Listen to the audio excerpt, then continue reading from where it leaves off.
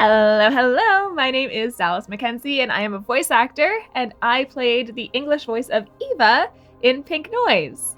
So, this is an indie horror visual novel game that just came out, or at least the first chapter just released a couple days ago, and I thought it would be fun to play through this game together, and I could tell you about my experience working on this project, the auditioning process. This game genuinely is really interesting to me, so I'm excited to play it. And let's just get started and we'll talk about it as we get to it, you know? I'm gonna start a new game. I played through a little bit of this just as I was like testing my setup and stuff, but I really haven't gotten any further than like this opening scene. Off the bat, the art style for this guy, obsessed. This is really what intrigued me about this game to begin with. I saw a lot of the stills. They had Russian voice acting in before they brought on an English cast. So I saw some of the like Russian cutscenes when I was auditioning, and I was really excited about how it was all looking. I'm going to read the narrator bit, at least for now. We'll see if I do this. I think this whole thing is about 2 hours long, so we'll see if I feel up to reading the narrator bits for 2 hours, but we'll start it at least. We'll do the opening. Fall comes to Riverwood with chilling winds and the first drizzle. A bleak mist obscures the narrow streets, clinging to the rooftops, tangling in the bushes and swirling around fields. Fog and murky blackness suit the particular suburb. Nestled amid the forest and mountains, it's a decaying, quiet place waiting for winter. As the evening wears on, the town is wrapped in thickening twilight, with only a few streetlights serving as solitary islands of illumination in an ocean of darkness. On one such evening, ordinary and cold, 4 teenagers are strolling around an old park, engrossed in a lively discussion. The first fallen leaves rustle underfoot. As the wind reaches the trees, their branches groan out a long, plaintive creak, as if already lamenting the loss of their motley attire. Oh, so beautiful. 2 of the teenagers, a tall boy and a fair-haired girl, walk hand in hand. Their friend carefully hops from one paved slab to the next, balancing as though a bottomless chasm might yawn open beneath them. A quiet, stooping boy in glasses trails behind them, casting glances at the road. Ahead, the street splits in 2, then veers sharply out towards a wasteland. Just a half-century before, a tiny school stood there. Now, only a barely discernible foundation and heaps of broken bricks choked by stubborn vines remain to remind them of its erstwhile existence. Year by year, students have taken that path, carrying with them their thoughts and fears, high hopes and grand dreams, from tough exams and first crushes to bullies' bonks on the head, or simply yearnings to be the star player of a local team. Be it aglow in autumn gold, cloaked in verdant summer green, or blanketed beneath snowdrifts, Riverwood will never forget them, just as they will never forget their town and its secrets. The older a place grows, the more mysteries it keeps locked away. One of the girls leaps into the distorted blur of light cast by an old street lamp. Ain't gonna catch me. That's me, baby. So that's Eva right there. My girl Eva. And I believe this is Brian and Ashley and Michael, I believe are the other characters' names. They will tell us in a second. I shouldn't get ahead of myself. Eva wipes shadowy webs off her cardigan. Gossamer threads only she can perceive. She glances at the overgrown bushes, which have long since forgotten the tender care of gardening shears. No chow time tonight, besties. No chow time tonight. The other girl scoffs at her friend's silly gestures. If Brian was as agile as you, we wouldn't have been stuck in school after dark. The chemistry room's never been so tidy. She also sounds really good. I've listened to a little bit of this, and I'm really impressed with the entire voice cast. Interesting to note, some first tidbits, is I did audition for both Ashley and Eva. I believe when I did Ashley, I did either higher pitched or even kind of more nasally, because I think because I was auditioning for both of them, I was trying to make their voices sound pretty distinct from each other. So if Eva is much more like my natural voice, Eva I pitch up a little bit. Eva's 14 years old and I am not. So I like no chow time tonight, besties. Like I think she just kind of comes up a little bit. She's brighter. She's a little bit more nasally. I'm just trying to bring some like youthful vigor to her. Like my natural voice is a lot more like kind of gravelly and lazy, honestly. So yeah, I mean, I think her voice just has like a little bit more oomph behind it, a little bit more youthful passion. And I don't really remember what I did for Ashley now, but I think I did two different things for Ashley. Ashley, I think my first take, I think I did like way up higher for Ashley for one of them, like kind of cartoony high. And then I also think I did like a really like nasally kind of Valley Girl thing for Ashley. And clearly that's not really what they wanted. They were looking for a much more natural performance, it appears, because they also, I think, liked my Eva better, which was a more natural performance of mine. So, but yeah, I auditioned for both of these girls. She wriggles her fingers to demonstrate, her palms red and wrinkled from the hot water. It's not my fault Mrs. Hopstone didn't save enough teeth to avoid spitting and lisping. Besides, she should have explained it better. The bottle must have been left open. Cute. Actually, she explained just fine, but you still put 3 chlorine tablets in the rubbing alcohol instead of 1. Surprise, surprise, the reaction was extreme. Yeah, no, I think everyone here has done such a good job. They're all like really nice, like kind of grounded, realistic performances. I think I feel like they all fit in really nicely as well. I feel like the mixing is done really well. It all feels like it flows together. In situations like this, in like especially like an indie game space, we all record separately. I never interacted with any of the other voice casts in this. So everyone records separately and then it all just gets like compiled together. So sometimes it without proper direction or without proper mixing, it can sound very like disjointed, but I think it all flows together very nicely here. Yeah, that bang was something else. My left ear's still ringing. Eva stops, hovering in a faint halo of light, and nods. She's never been reprimanded at school before today. Sure, she would have been way more upset if it hadn't been Brian's fault, but still. It's just another adventure, something her and her friends will laugh about one day. And a happy memory is worth more than any reprimand, especially when her parents will probably forget it by tomorrow. All right. Yeah, my girl's a little bit of a goody two-shoes. He raises his hands apologetically. Next time we team up, I won't let you down. I'll put in 2 chlorine tablets. That's a cute read. 2 chlorine tablets. So this opening scene is actually what I auditioned with. So I know this scene quite well because I read it 4 times, I guess, for the audition because I read it. I did 2 takes for Ashley, 2 takes for Eva. And then when I was cast as Eva, I don't remember how many takes I did of each line, like 3, 4, 5 takes of each line kind of thing at the end of the day. So I've read these quite a few times now. The group passes a row of houses as dissimilar to one another as is ever possible in a suburb.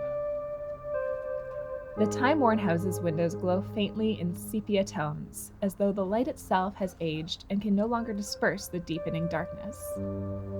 The buildings they pass seem to be contending for the greatest neglect. Every other resident would be considered an eccentric in any other town. Interesting. For instance, Gray Bone has leaned on the rusty mower. I can't read. For instance, Gray Bone has leaned on the rusty mower on his front stoop instead of a cane for 2 decades. The abandoned duplex across the road still bears the scars of a long forgotten fire. We're like 20 minutes into this, so I'm already done with reading narration. Its windows are boarded up. Even during the day, it has a miserable look. The teens keep their distance. What are these guys? Oh, Miss Harvitz's house. Oh, Miss Harvitz's house. The gloomy... Sorry, I'm going to just keep repeating myself back, I guess, this entire time. The gloomy old lady had knitted yet another pear-shaped cat and proudly displayed it on the terrace, thus expanding her ugly army. Excuse me? Ugly? These are the cutest I've ever seen.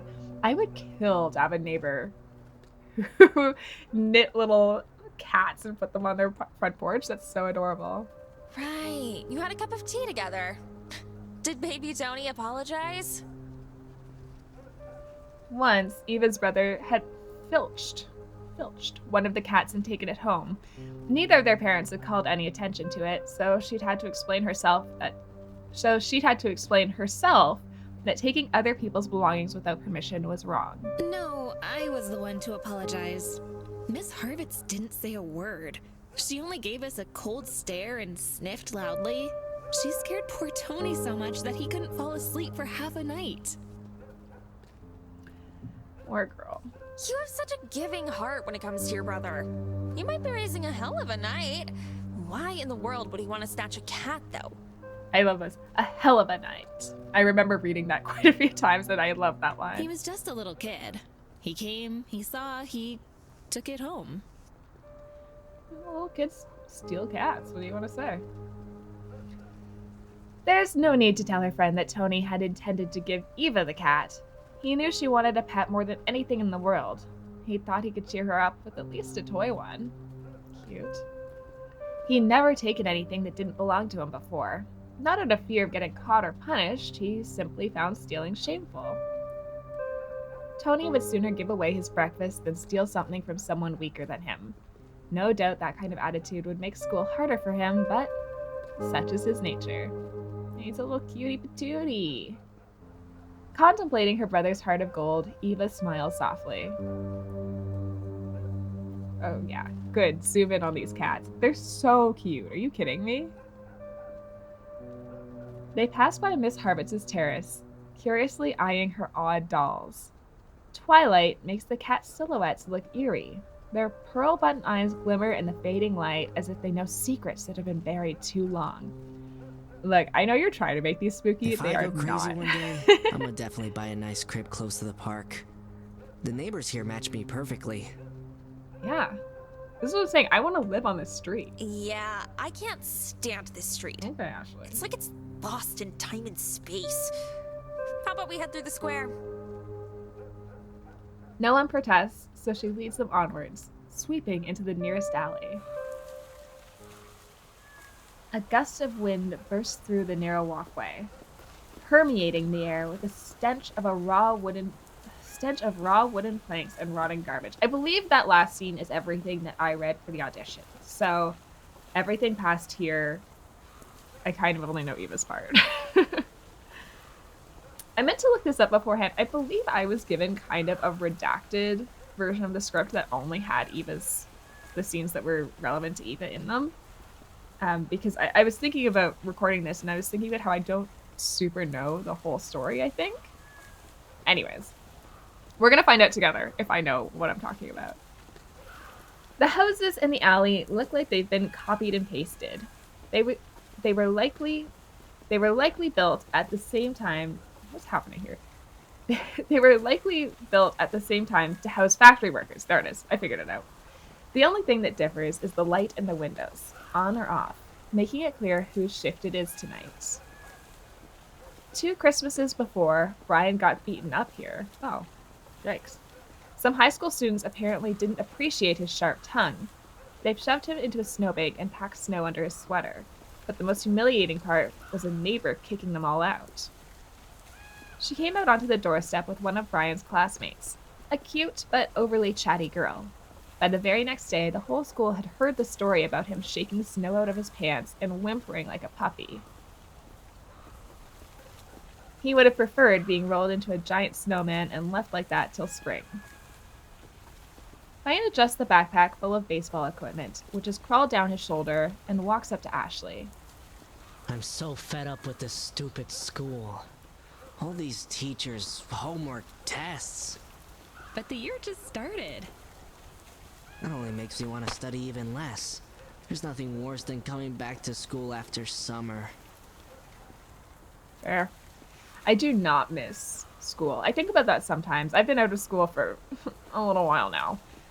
And I think about like people who like go back and like start a new degree when they're older, and I'm like, simply could not be me. I could not do school again.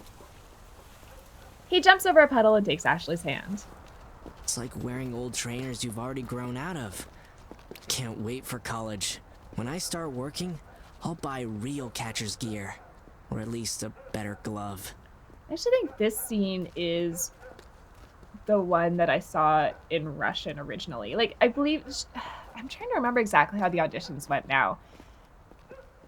Because I found the casting call for this one on Reddit, actually. Reddit, like, low-key sleeper agent when it comes to casting calls. I find really good stuff on Reddit. It's kind of hit and miss, but I have found a couple of projects I've really, really loved working on. I have found through Reddit, so I would keep an eye on them. But I'm trying to remember. I think I had to like email my interest first, and then they sent back some of this like these like the like Russian version of the scenes and stuff like that. But this is one I remember seeing. But I believe it was all in Russian when I saw it. And it was like to get an idea of the tone of the game, you know? His palms still hurt from Friday's practice session.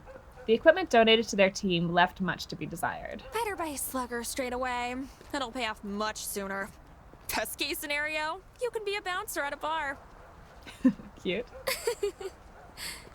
Ashley laughs at his childishness. I like her laugh too, it's cute. Brian doesn't get the complexity of the world at all. Dad says a good job like his is hard to find without higher education. Ashley grabs her Leo Zodiac pendant. It's a nervous habit. Oh, no, because I've been doing that this whole time. It's a nervous habit, something she does whenever she says something important. It calms her. College is just another place to study. True. This world's too cruel. Illness, starvation, school. Yeah. I like school, though. I like Michael. Michael tries to squeeze into the conversation. All along, he's been trailing behind the others, glancing suspiciously at parked pickups as if they might bite. He hasn't kept up with his friends since he noticed two silhouettes in an old Ford. Sorry? One female, one male. There's no one in that car. Right? Am I crazy? Oh my god! Okay. Okay. Thank you. You know, it's so funny because the script that I read called out the jump scares as well. Like, it would be like, jump scare here. She's not paying attention, clearly. Wow, okay. The mutilated faces stare back at him. He could have sworn he'd heard a hoarse, gurgling whisper. Well, yeah. Yeah, now I'm seeing it. Their garbled words sank into his skin like windshield fragments, making his chest constrict like his ribs were breaking. Every breath pained him like his lungs were pooling with blood. Then, a light flashed over one of the doorsteps, dispersing the blackness. Suddenly, both seats were empty again, and the strange vision turned into nothing but a local flour mill uniform hanging from a grab handle. What? Sorry, I'm scared. Hanging from a grab handle. Cool. Hey, did I say this is a horror game? It's a horror game. And I also, like, again, because I've read the script, I know this gets, like, kind of really messed up later. So, just be prepared. This is quite spooky. Michael wipes the sweat off his forehead and listens carefully to his friends. I'd love school too if I had your scores, Mikey. Mikey. Cute. Exactly. He's going through something though over here. Agreeing, Ryan quickly squeezes Ashley's hand. Actually, honestly, Michael, like, maybe you should bring this out because this Maybe is I so should wear scary. glasses too. Sounds like homework doesn't look so boring through them. They walk by the Murdochs. Okay, sorry, Michael's not gonna bring that up to anyone. He's like, chill. Sure. They walk by the Murdoch's front garden and onto a street flooded with pink and blue neon store signs. You'd better stop complaining. We only have 3 years of school left. Just imagine. Life's gonna be completely different afterward. We might even lose touch. Sad. To Eva, the idea of moving away feels like teleporting to an unfamiliar planet. So many new people, places, and interesting stories. She hasn't even fully explored Riverwood yet. In her mind, the town's old houses and old residents still harbor so many secrets, enigmatic and dark. In comparison, some unknown huge city feels like a bottomless well, impossible to fully drain even if you had 100 years. In a future like that, it would be hard to make time for anything from the past. But she doesn't plan to forget her loved ones forever. If friendship's real, distance means nothing. My dad calls his friends from other states every single day. Every day?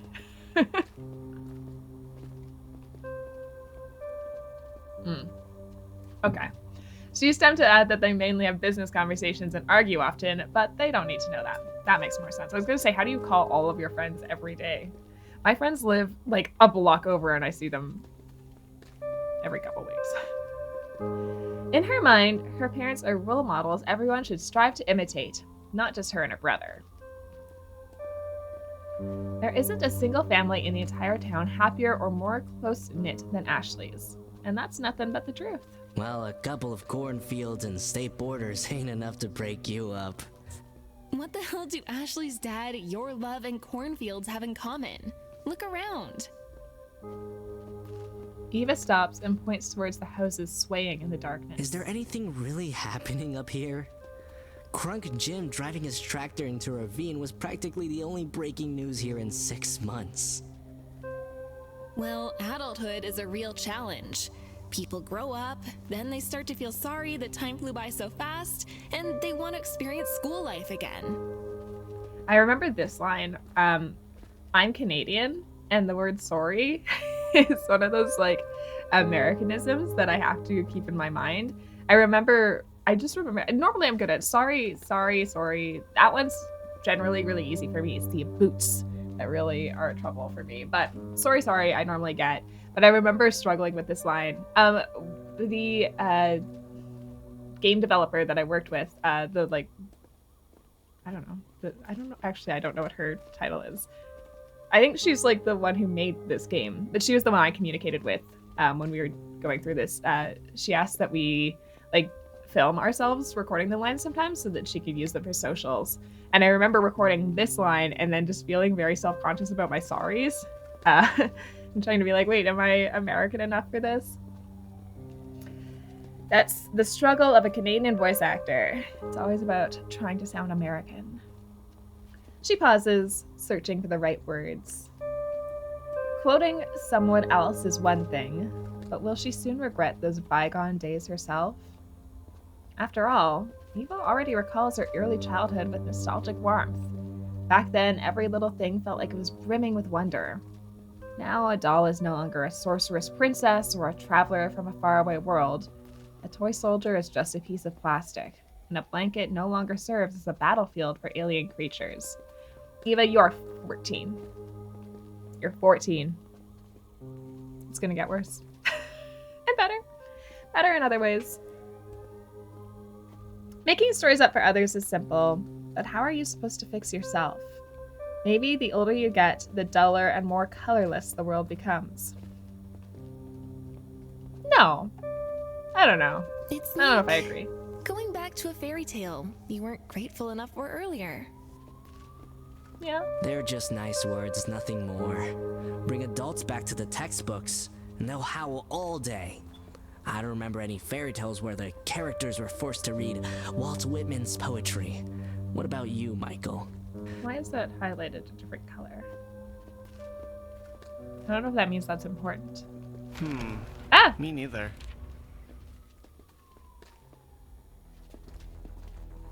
The friends stroll from one store to the next, looking at the flickering signs. Up close, they no longer seem bright and cheerful. They look rather ramshackle and out of place in the dilapidated suburb. Let's go home, okay? Dad's on a shift today, but if he comes back to grab a bite to eat and I ain't there... Ryan scratches his neck and sticks out his tongue. Ashley laughs and punches him in the shoulder. Okay, Michael, I don't want to... You know what, Michael, I don't want to see what you're seeing. Michael, trailing behind everyone, suddenly stops and looks at the only sign that still sparkles as brightly and cheerfully as the day it was hung. Michael, if you're gonna give me another jump The scare. arcade's open! I doubt there's anyone there this late. We can play S-Fighter. Okay. Usually calm and quiet, he now blossoms. Behind his thick glasses, his eyes shine with passion. Totally. No stupid helpers, suckers, or high school jerks. This is cute. The boys lean against... Oh, actually, he's cute too. Look at him. I love the art in this so much. The boys lean against the dusty window, as happy as if they were meeting their idols. The girls only snort in irritation. That's right, girls don't like video games. What? Suddenly you're not gonna run back to your crib to avoid Daddy's shellacking? I'll risk it. There's always a chance Dad'll kick you in the head. But the chance to throw Hadoukens and not wait in a frickin' line for the game, now that's rare. Again, Hadoukens is highlighted. What does that mean? What does that It mean? takes so little to make them happy, doesn't it? Ashley glances at her friend. Let him play. By the way, did you hear about the arcade machine that appears in the hall by itself? Ashley rolls her eyes. Eva's fantasies and reality have little in common. I remember reading the script, and it was right around here that I started to realize that I really liked Eva. Her friend refuses to grow up. In her world, even a tattered old shoe might open its jaw and spin some ridiculous yarn. And that's exactly why Ashley adores Eva. Also why I adore Eva. She's so incredibly different from Ashley's overly rational parents, and from Ashley too. With her, getting bored is an impossible mission. Even if they were both locked in an empty basement, Eva would still manage to discover something fascinating there. She'd pull Ashley in and get her into trouble again. They'd giggle about it later. But Eva doesn't need to know that. It's not like anyone can stop her anyway. You start playing and can't stop. The game never ends. It's impossible. But you try over and over again, forgetting about eating or even going to the bathroom. Over and over again, not thinking of your parents and friends. Over and over again until... I remember that line a lot because I did it 100,000 times. This is such a tame version of the takes that I gave them. Because I remember, once again, I think it was right around here that I was like, Eva's a like weird little girl, you know? I'm like, she's like, oh, there's this haunted arcade machine. Let me tell you all about it. And I definitely did a lot of these takes where I was like, over and over again, not thinking about your parents and friends. One of the things I did with this game, and that I often do with longer narrations, like, I don't remember exactly how long the audio file I ended up sending over for this was, but it was pretty long. And so you don't want to send, because we did not do live direction for this one. I recorded it all by myself in my booth, and then I sent them all the files, and then they gave me feedback, and I would re-record and send them back, you know? But when you're doing that, what you don't want to do is record like 2 hours of audio and send it into them, and then them be like, oh, actually, we don't really like the way you've done this character. Can we try something different? Because you've already recorded 2 hours worth of audio, right? So I sent in, like, obviously I did like the audition. We went back and forth a little bit after that. And then I sent in the first 2 or 3 acts worth of dialogue. I don't remember. This was included in the first bit that I sent over. And I sent that as like a check-in point. So at that point I asked them to like really listen to it, give me a ton of feedback, because I was like, after this is how I'm recording it. So if there is feedback, now is the time to give it, because I don't want to get to the end of this and then like, you know, it saves everyone time if we can like it saves everyone time if we can just like confirm now exactly what we're looking for. So I remember one of the pieces of feedback I got at this point was tone it down. And so they clearly did want something much more chill, much more grounded in reality. And again, that's why we do that check-in, because I think that helped me carry through the rest of the game. But at this point, I remember this line being pretty out there a couple times that I did it. Until you run out of your allowance, can't afford breakfast, and stay hangry for the rest of the week 'cause you're dumb. Michael peels away from the glass and adjusts his lopsided glasses. Well, that doesn't sound so scary if you got no allowance to begin with. Want to go in or what? Gosh, they're looking at us like dogs staring at a steak. Ashley waves her hand authoritatively. It's creepy to go home when it's so dark out. But if you win 100 tickets, me and Eva are gonna pick a prize. Whoa! Act 2! It's too much talking. So yeah, that was Act 1. I believe, like I was saying, I don't remember how much I sent in for that first check-in, but definitely at least the first 2 acts, if not the first 3. I believe there are 5 acts in this chapter, and the 5th one was very long. There was definitely the vast majority of my lines were in the 5th act. The spacious room is somehow stuffy, permeated with the stench of hot plastic unsuccessfully covered up by pungent berry air fresheners. That's such a beautiful description. Smells like wasted time. Okay, Ashley. As if. This shack smells nothing like school. The clamor of screensavers and demo walkthroughs meld into a terrible cacophony. No wonder the zoned-out cashier is shielding himself from it with a set of greasy, cushioned headphones.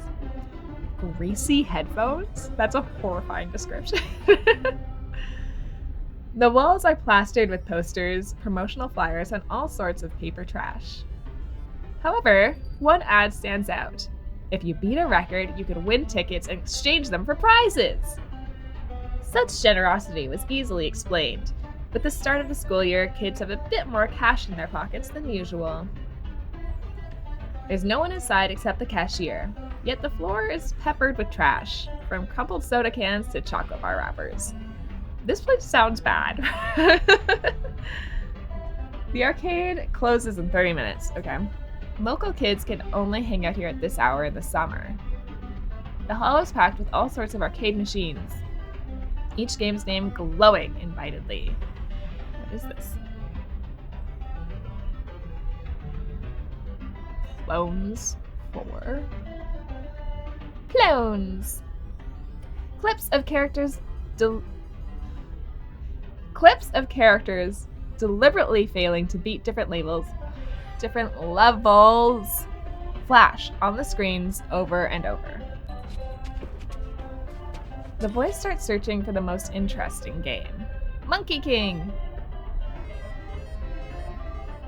Oh no, I actually get to pick? I knew this was interactive, I didn't realize how interactive. I know that this matters, is the thing. So in case we didn't talk about this, in case we didn't realize, this is like one of those games where there's multiple branching pathways and the choices you make matter and all of that jazz. So I know kind of briefly a little bit why this matters, but I don't know anything about this. Okay, so that's Donkey Kong. That looks like a fighting game. I don't know what that is. We're gonna try Donkey Kong. Monkey King. So sorry, Monkey King. An arcade golden oldie. The game's machine is ancient and in poor condition. The sign barely even flickers anymore. One of the buttons is cracked. Okay.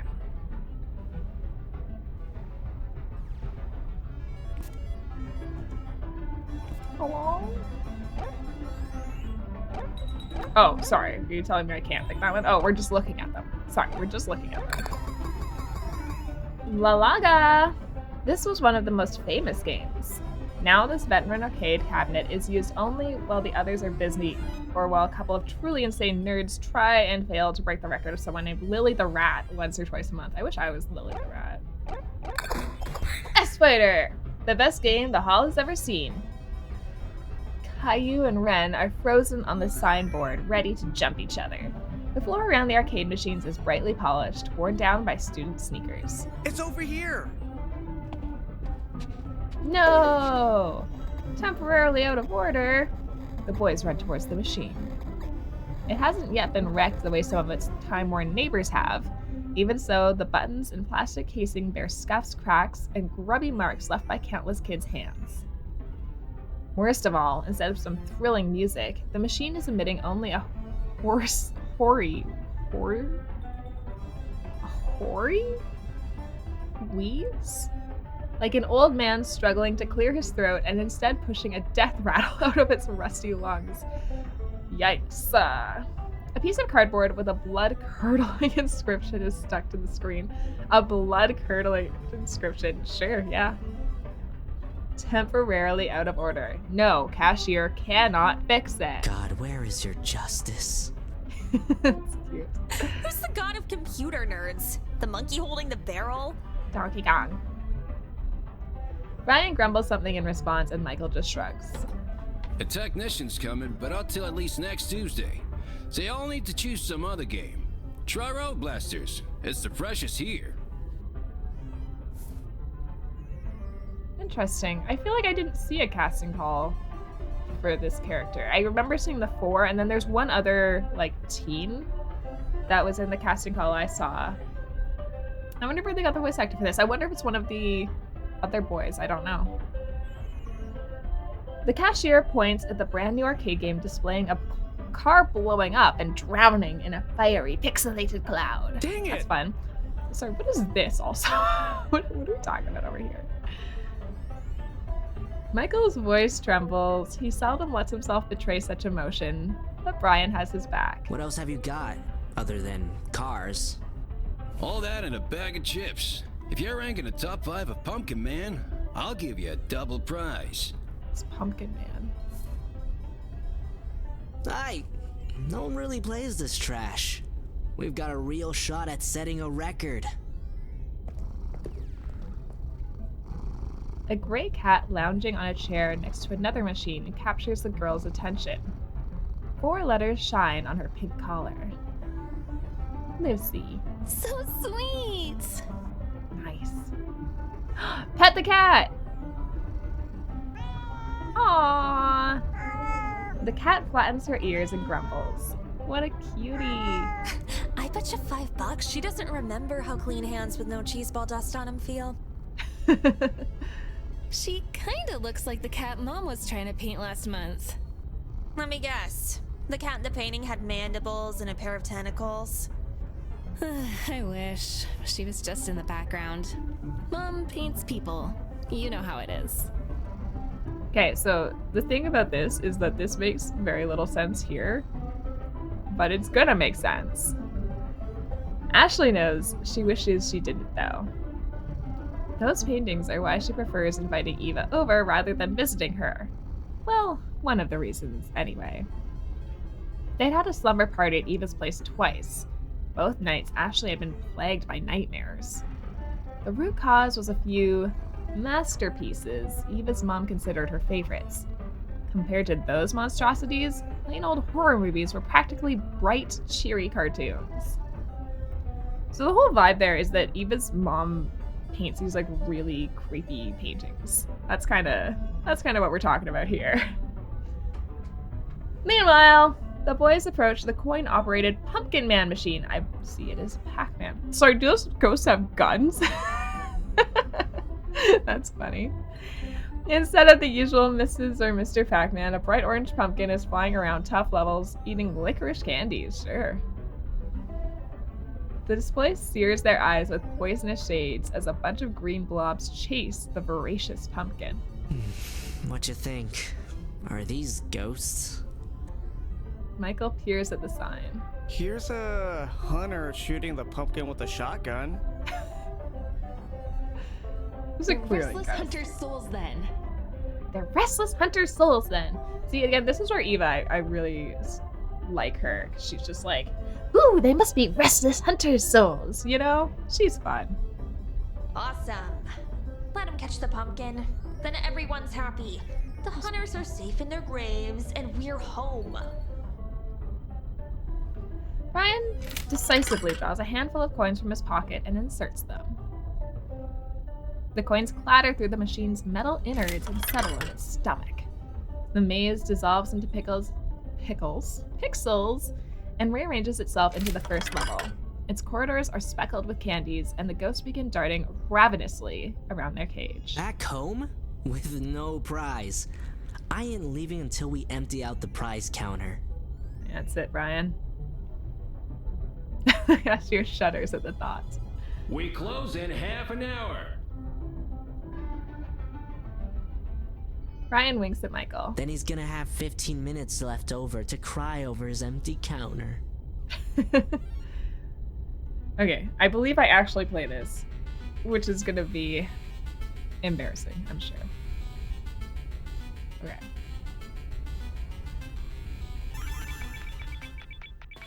I hope this is just Pac-Man. Yeah, okay.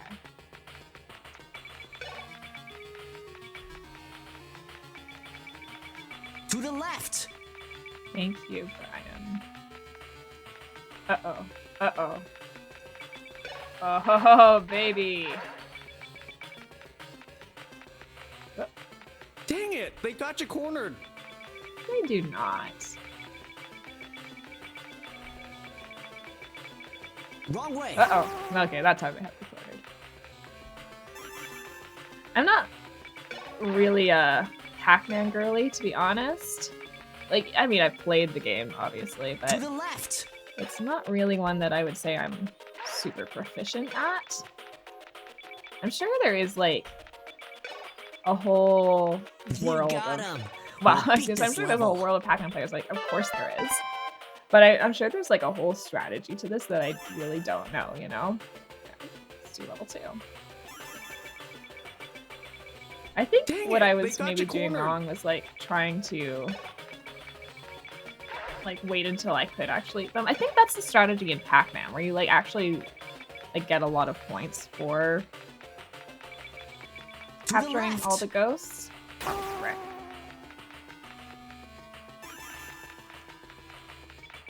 But I'm not sure that's how this is working here, you To know? the left! To the left.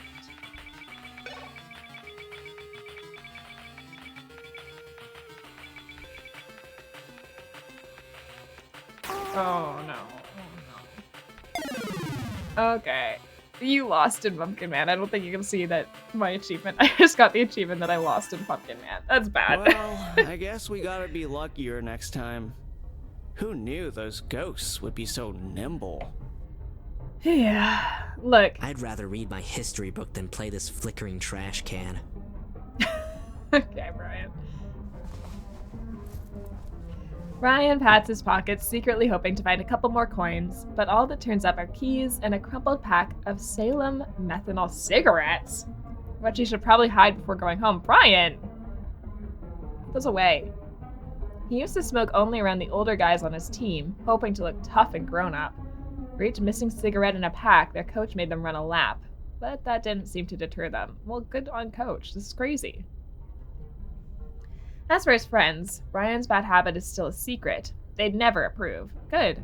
No doubt Ashley would call him an idiot, and Eva would lecture him about quicker and more entertaining ways to kick the bucket. Michael wouldn't judge him out loud, but he'd scrunch his face up at the smoke. At that moment, Brian would gladly take a drag. The pointless game is making him snap. He feels like giving that treacherous machine a good thump. You won this time, you dirty piece of iron. Frustrated, the guys start off towards the exit, but Eva catches them. Yeah, I'm pretty sure this is, like, the worst case scenario.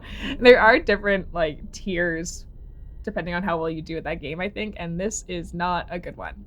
Look what I found. Someone hung them on the toilet paper holder. The restroom is a perfectly normal place for sensible people. She only wants to cheer her friends up, but that doesn't mean they won't tease. Her cheeks flush with embarrassment as she holds out the strip of 8 winning tickets. Yeah, this is like when the game's like, oh, you did so poorly, you didn't win any tickets. Here, you found some in the bathroom. Thank you. It's only enough for a cheap keychain, but they're out of money, so they hit up the cashier. How's it going? The same as your arcane machine's repairs. Cashier only sniffs. Okay, so here's our options. We have a slinky, which needs 20 tickets. A red slinky, an American golden oldie. You can perform a lot of simple tricks with it. Eva's promised her younger brother she'll get him one just like this. Shame that we don't have 20 tickets because I would love to get this for Eva's brother. Again, I know things and I would love for him to have that, but unfortunately. Game Pod. Oh, just casual 10,000 winning tickets. The best prize ever. The boys' wildest dream. I wonder how long you'd have to play to win that many tickets. Baseball cards? 1986 Cops baseball card set for 40 tickets. The card's price has slumped since everyone rushed in to buy them a few years back, hoping to sell them at a profit later, even if they aren't interested in sports. Brian's personal collection is only missing the 86 and 84 sets. He'd love this. Well, Brian, I don't have enough. Look, you must understand. Cube. 35 winning tickets. A good but hard puzzle. Michael loves stuff like that. He'd probably solve it in 15 minutes. Ooh, a magic 8-ball for 50 tickets. Ashley would love this toy, as she believes in fortune telling and horoscopes. Good for Ashley. So yeah, that's all like the fun stuff that we can't afford, because I am not good at Pac-Man. An old VHS tape with no price tag. And what is this crap? Cashier turns around, surprised. No idea. Someone must have left it here. Y'all can just take it since you spent all your cheddar on Pumpkin Man anyway. Maybe it's a movie or something. But what if the owner comes for it? It's already been here all week. Doubt nobody needs it. Besides, visitors forget stuff here all the time. Y'all want to see my cap collection? No thanks. She snatches up the cassette and hides it in her bag. Brian hands the cashier his ticket. Just give it to the next poor sucker who dares punishes himself with that crappy pumpkin game. Tell him he's not alone in this world. Cute. The guys head for the exit, but suddenly the cat leaps off the chair and rubs up against Eva and Ashley's legs. No longer displeased, Lucy swishes her tail excitedly and gazes affectionately at the teenagers. You'd never guess she looked like a bristling hedgehog just half an hour ago. Her nose twitches as if she's caught a whiff of her favorite food. Silly cat. It's me and Mike who deserve some compassion after what that game did to us. That's right, Brian. It was the game's fault. That's who we blame here. No, it's too bad. I don't really remember how many tickets you get for doing well at that game, but you can definitely buy those things. Because I remember recording dialogue for every one of those items, I think. So you could definitely buy them. Of course, the VHS tape is the interesting thing to pick up here. Never mind. We got much more than expected. And Eva is just like, guys, we got a mysterious VHS. Eva pats the bag joyfully. She's so happy. And what would that be? A secret. Yeah. Again, it was this whole scene where I'm like, Eva's the coolest. She walks in, she's like, hey, there's a haunted arcade machine. And Ashley's like, what are you talking about? And then she just runs around. She's like, guys, we got this VHS. It's a secret. I love it. Act 3, a bad sign. Yep. Most of the signs are already off, submerging the thickets, basements, and narrow alleyways in darkness. It splashes out onto the square, engulfing it in blackness.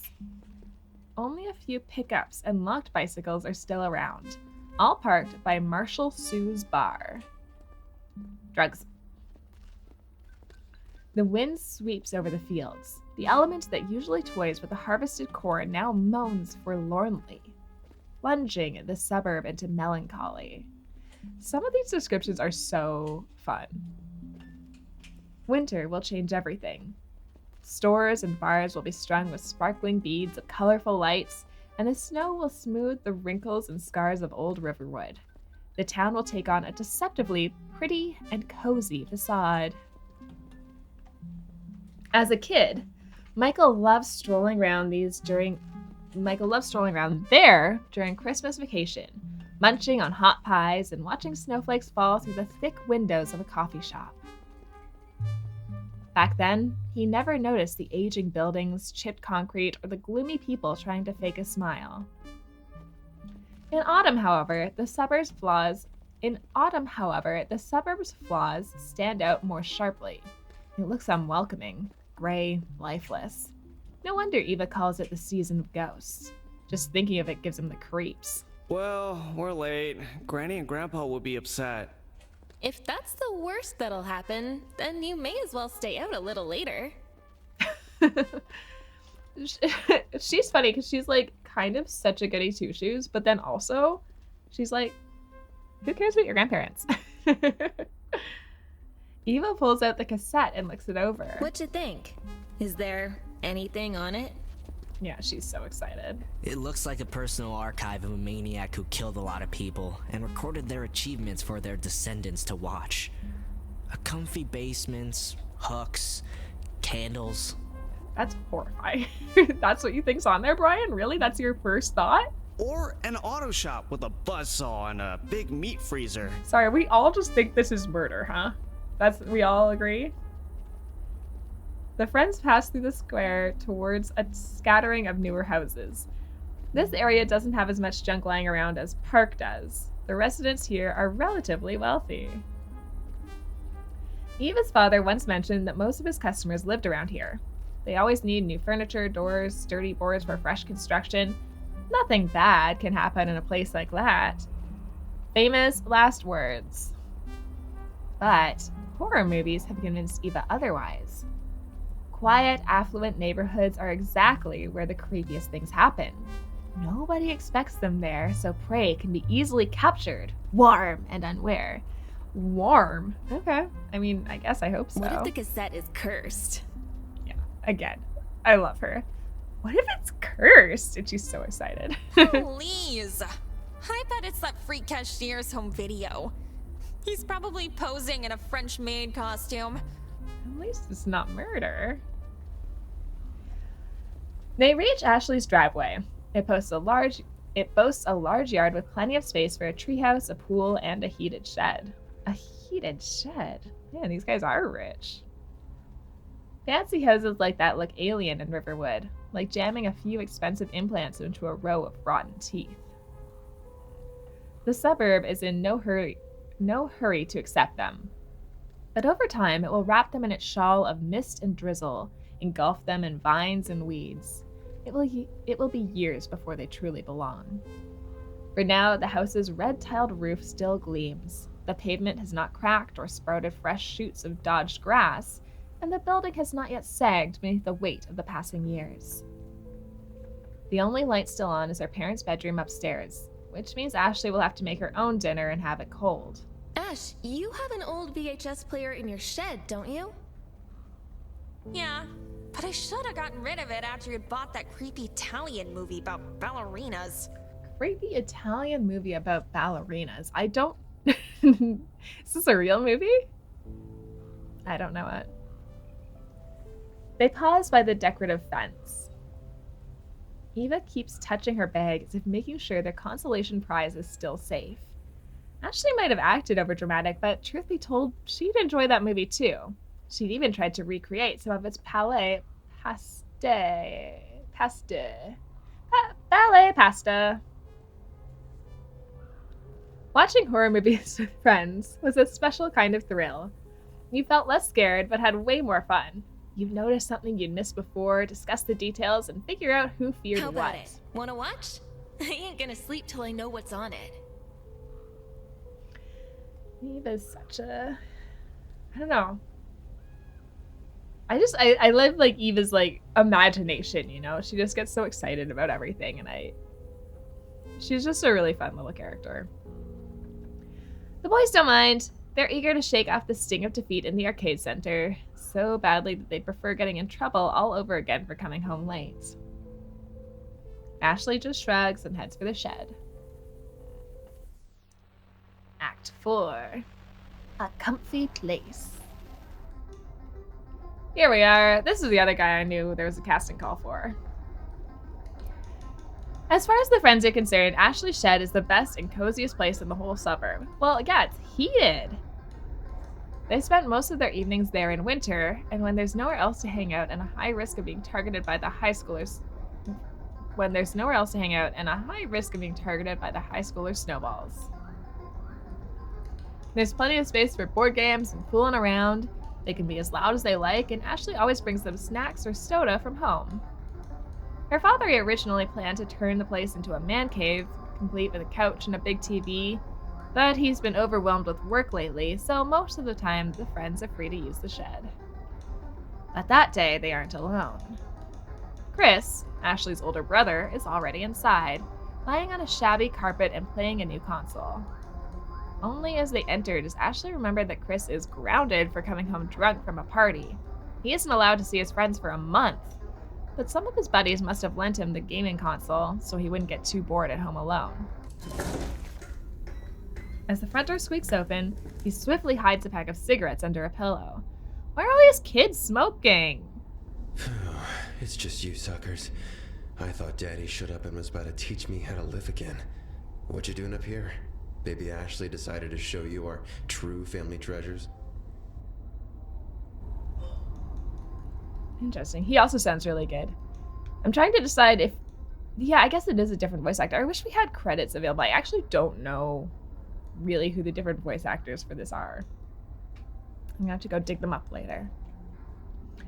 The shed is filled with dated furniture living out its last days and unused equipment covered in dust, plus other miscellaneous items the family are too lazy to get rid of. Ashley's family is rich enough that they don't need to sell their old junk, so a lot of it has been stuffed into the shed. Ooh, okay, lots of things. What is all this? An archaic Atari Pong console.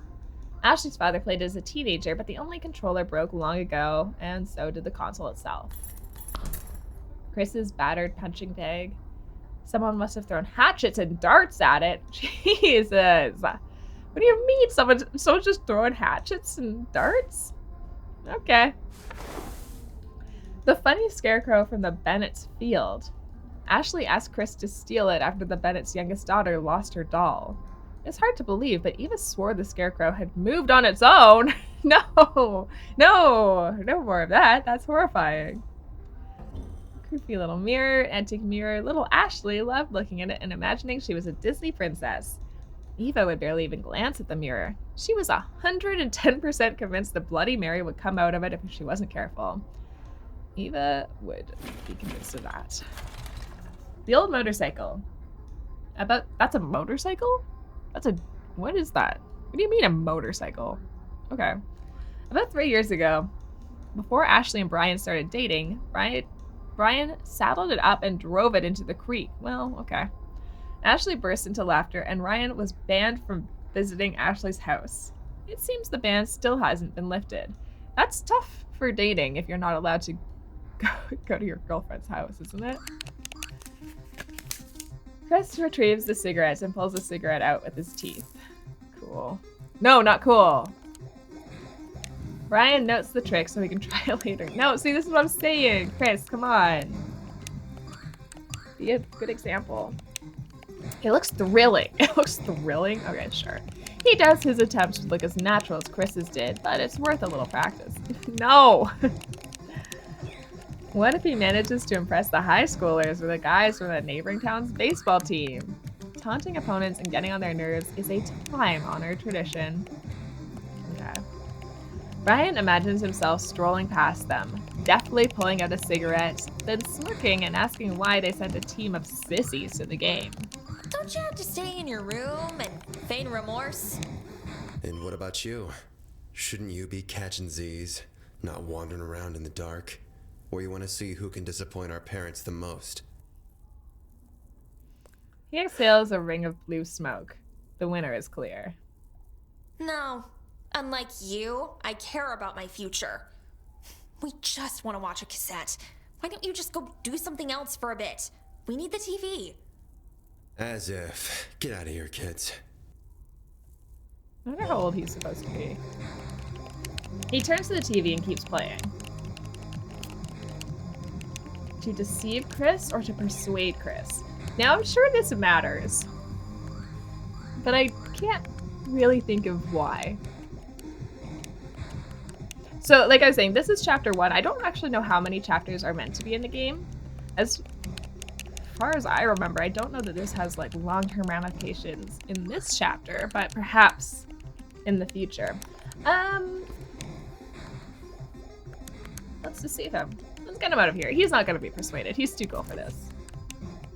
Ooh, it says harmless. I got another achievement. It says harmless fiction. You lied to Chris. Ashley isn't going to back down. Her brother is as simple and predictable as an old penny. She won't even break a sweat fooling him. All you really need to know is whose opinion matters more to him than his own. Whose personal business he cares about more than video games. What he's afraid of missing out on. What will make him jealous. Ashley's eyes narrow slyly at Chris. I'll try the TV for some intel, bro. Ooh. Go on. He's still staring at the screen through the smoke cloud, frantically clicking the controller's buttons. We stumbled on your cronies out there. Sam and Bobby, right? They were asking if you're still grounded. They were pretty upset that you couldn't keep them company. Chris throws his sister a wary glance. Sam and Bobby are real douchebags. Rumors of their wicked deeds are always flying around town. Ashley knows Chris is afraid of them, but he'd still do anything to get into their gang. He's constantly schmoozing them with free drinks and cigarettes. You really think I'm gonna fall for that bull? It's true. I also saw them near the old water tower. They were gonna steal Pam's motorcycle and ride it to the flour mill. Eva really wants to watch this cassette. She's willing to lie for it. Chris jumps up, nearly burning his fingers on the cigarette. Why the hell were they going there? Chris knows his sister can make up any nonsense on the spot if she wants to take advantage of something. But Eva he trusts. She's a good girl. He doubts she'd lie. Chris, you don't understand. We have a mysterious VHS. What's happening? Chris, you don't understand. We have a mysterious VHS tape to watch. He can see right through his little sis. Ashley thinks he's a master He can see right through his little sis. Ashley thinks she's a master manipulator, but her expression is a dead giveaway when she's lying. But Eva's different.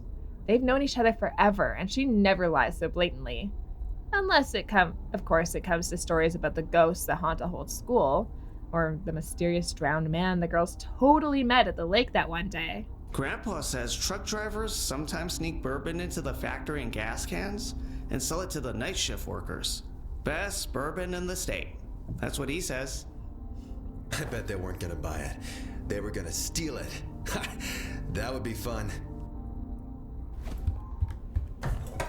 He yanks his sneakers on and rushes for the door. Before he leaves, he glances over his shoulder and sneers. Watch out, Four Eyes.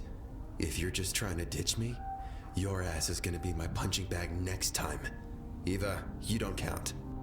Okay. Well, that is a shame, because we did fully lie to him. Oh, and poor Michael. He's like, wait a minute. That's me. Chris disappears into the night, and Michael wipes the cold sweat from his forehead. He isn't gonna punch me, is he? Is he, guys? Yeah, I mean, if that punching bag in the corner is anything to go by, he might throw a hatchet at you. It's just Ashley's brother, not some damn high schooler who likes robbing kids. Okay. Ashley doesn't really agree, yeah. Chris has changed lately. He used to play sports. He never smoked or followed complete idiots before. Their parents were proud of his medals and trophies. Their dad claimed any college would accept Chris on an athletic scholarship if he couldn't make it academically. And once he entered college, he would straighten out. But there was nothing left to straighten out anymore. Nobody offers scholarships for partying or hanging around bad company. Chris's boxing gloves are already gathering dust under his bed. His empty shelves and hooks aren't expecting any new awards anytime soon. Let's just start, okay? And Eva's like, screw him. Get the VHS out. She glances at the moon. The cassette is not the only reason she wants to hurry up. Turn it on, Brian. Brian changes the TV to AV mode and slides the cassette into the VHS player.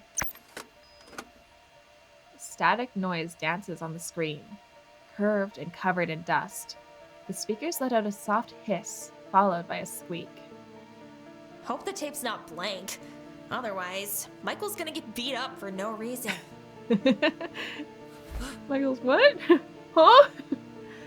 Michael shivers and glances around as if Chris might already be creeping up on him, his fist raised to strike. It can't be blank. Hurry up and take your seats. We don't want to miss anything. Eva settles down against one of the pillows, and her friends follow suit. The TV continues flickering, disrupting the peace of the shed. The wind sweeps out the fields and descends on the suburb, sneaking through the streets like a wild animal prowling for prey. It shoves the shed, making it sway and creak like a popping joint. Their only lamp flickers, casting shadows on the piles of garbage in the corners. Is there any other light in here? As if to answer Michael's question, a picture begins to form on the screen. It's interesting. I feel like I remember recording other dialogue around this area that I don't think we're going to see here. So there must be other choices. I guess like doing the other option with Chris kind of plays out differently because I remember recording other stuff. Anyways, this is important, I think. I actually have no idea. The black and gray static stripes. The black and gray static stripes morph into an image, taking on colors and shapes. One part becomes studio walls.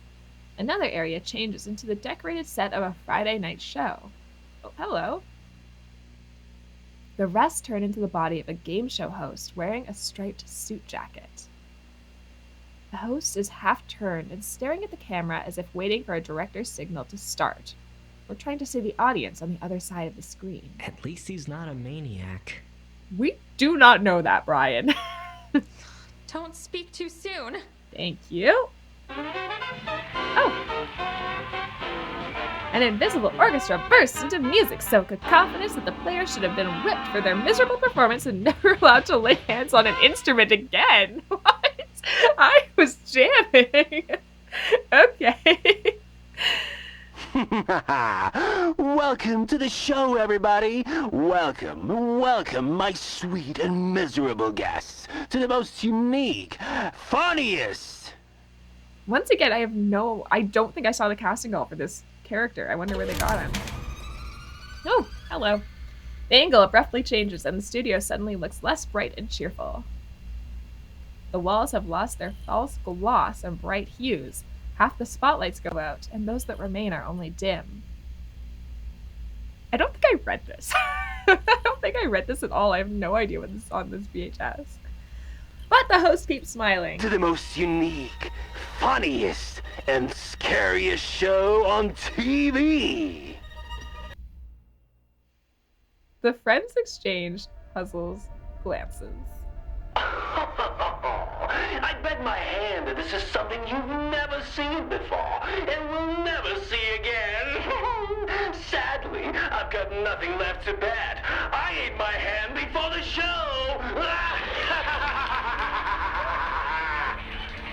Huh? Somewhere in the background, canned laughter and applause ring out. The teenagers can certainly believe that the host really did devour his hand before the show. Sorry, you could believe that? Just certainly? Absolutely? Sure. His behavior is odd. His speech is too dramatic. He keeps breaking into screams, choking on his cackling. Sorry?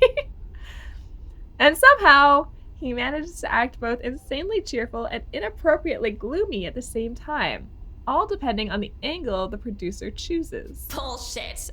What a waste of time. What are you talking about? This is horrifying. No, wait, let's just watch a little longer. I've never heard of this show. How about we give it a chance? Michael and Brian nod, staring intently at the flickering screen. The hosts, as if waiting for their verdict, step back steps back from the camera and holds his hand out in an inviting gesture. So come on, take a seat, the broken and prideful. The shot changes.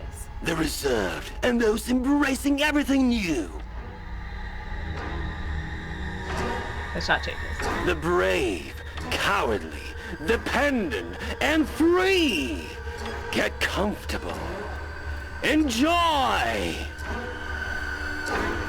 The screen ripples. The host's voice dwindles and deepens. It sounds muffled, as if emanating from a cellar filled with soil. Yourself.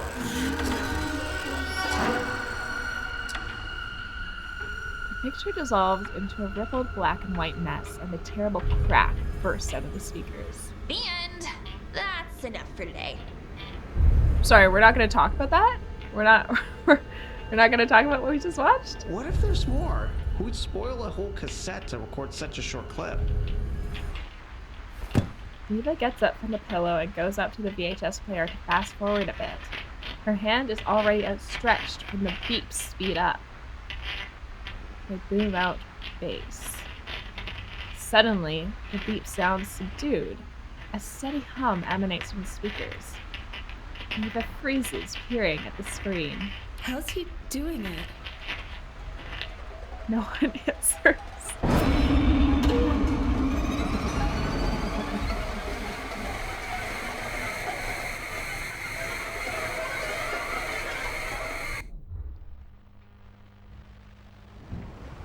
Hold on. Hold on. Hold on.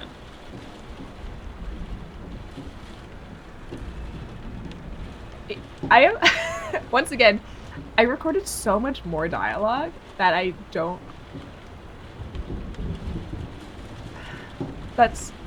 just like don't know how this all has worked together because there was so much more that I recorded.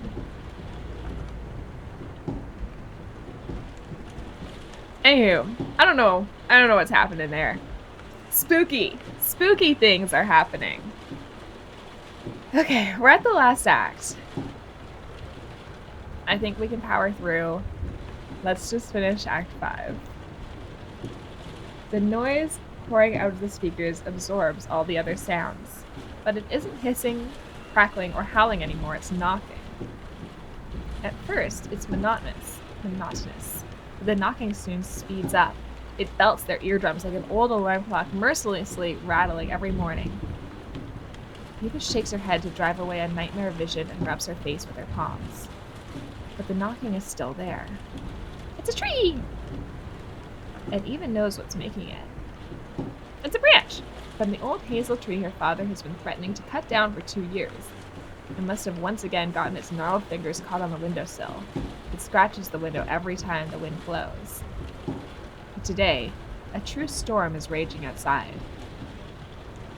The rain lashes the window, covering it in dirty spots as the hurricane-like gusts shake the hazel tree like a school bully shaking down a junior. Confused, Eva checks her bedroom. Everything looks as usual there. The table and the shelves are perfectly arranged, the bed carefully made.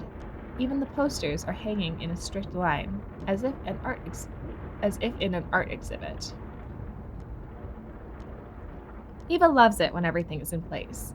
Whenever her mother is overwhelmed at work, Eva and her father are left responsible for cleaning the house. And the less you litter, the less you have to clean. Oh, okay, there's lots to look at. A family photograph. It was taken the day Eva had gotten her first braces. Tony was tiny back then, and their parents look happy. Her mother wasn't absorbed in her art career yet. Back then, she cared about her family more than canvases and paints. The book Where the Wild Things Are by Maurice Sendak. I love that book.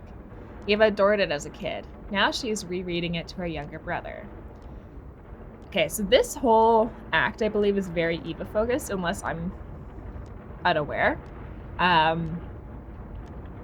But this is like also when I really started to, when I was reading the script, this is really where I started to like really identify with Eva as well, because she has a big thing with her little brother. She cares a lot about protecting her little brother.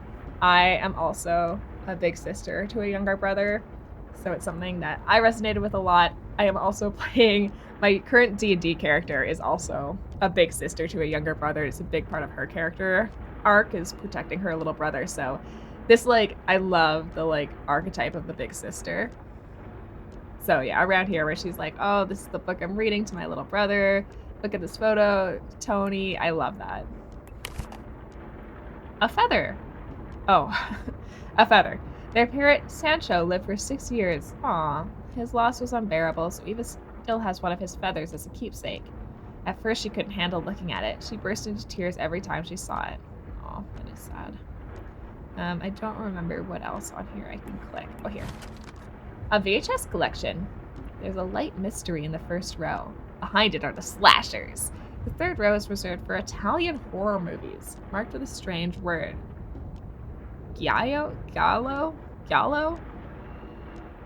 This, we got a whole thing for Italian horror here that I simply don't know anything about. And behind everything else, hidden in a Cinderella case, the creepy movie Necromancer is waiting for its time to shine.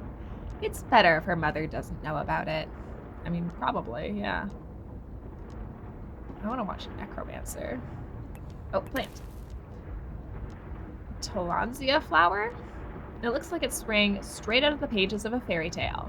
A fan gave it to her mother. Oh, I thought she was going to say a fan gave it to her. I'm like, why do you have fans? A fan gave it to her mother at an exhibition, and it's growing in a pot Ashley had made during an extracurricular pottery workshop. So cute.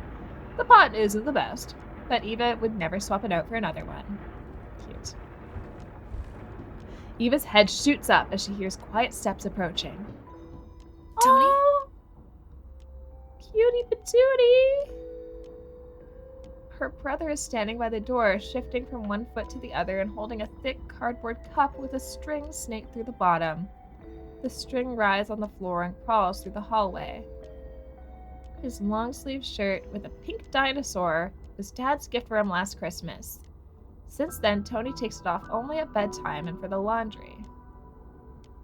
Lately, Eva's brother always looks a little confused, as though he's only wandered into Eva's bedroom by accident after getting lost in his own home. His big eyes hold a strange expression she can't quite explain or describe. No matter how much she talks to him, the words are never enough. Even when all his most important questions are answered, Tony just comes up with new ones. I fixed her thread. String telephone. Here. Yesterday I could barely hear anything. I wonder if that's the same actress who plays Ashley. I was not asked to play a child. I do love doing kids' voices though, especially like little boys, little girls. I love doing a kid voice. I was not asked, but I wonder if that's the same actress who plays Ashley. It sounds kind of similar. Again, I didn't see a casting call for this character, so I don't know I don't play anyone but Eva in this whole game, but I wonder if they're using the other actors kind of as multiple characters, which is a pretty common thing to do. It's easier to just use the same voice cast that rather than bringing in new people, especially for like smaller parts. It's easier to just like use the cast you already have, especially if you trust them, you know them. So I'm wondering if that's the same actress. Eva takes the cup and puts it on her nightstand. It's time to go to bed, baby. When you're all set, pull the string twice and I'll read some bedtime stories for you. Cute. She ruffles his hair and he happily runs back to his bedroom. They often talk to each other before bedtime because Tony isn't used to falling asleep alone. She has to chat with him, weave magical stories, retell movies and comic plots until he starts snoring. The string slowly tightens and lifts up from the floor, which means Tony is already in bed and ready to listen.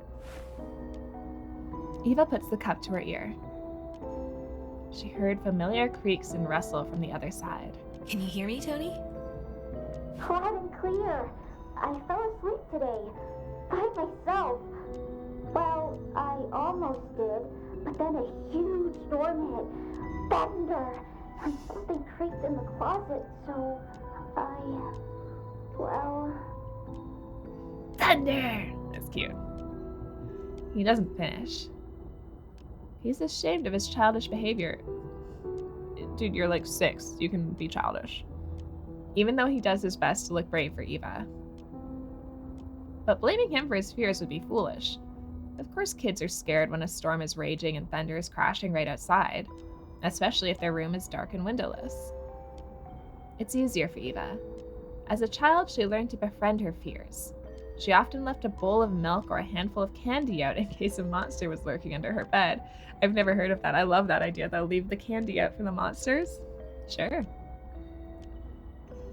Then it's not a monster anymore, but a little buddy wrestling candy wrappers in the middle of the night. Tony isn't the same as her, though, and she has to accept that. I love that. That's how you reframe monsters under the bed.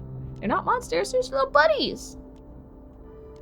Then close your eyes and listen. I made up a new story. They're surrounded by routine. She wants to calm Tony down the way she's used to wish her father sweet dreams, to leave a croissant for her mother in the kitchen so that she'll remember not to drink milk or coffee on an empty stomach. What's the story about? Is it scary? I don't really want to hear a scary story today. No, it's a legend about a magical arcade machine that teleports brave and obedient kids into its world of adventures. She loves a good magical arcade machine.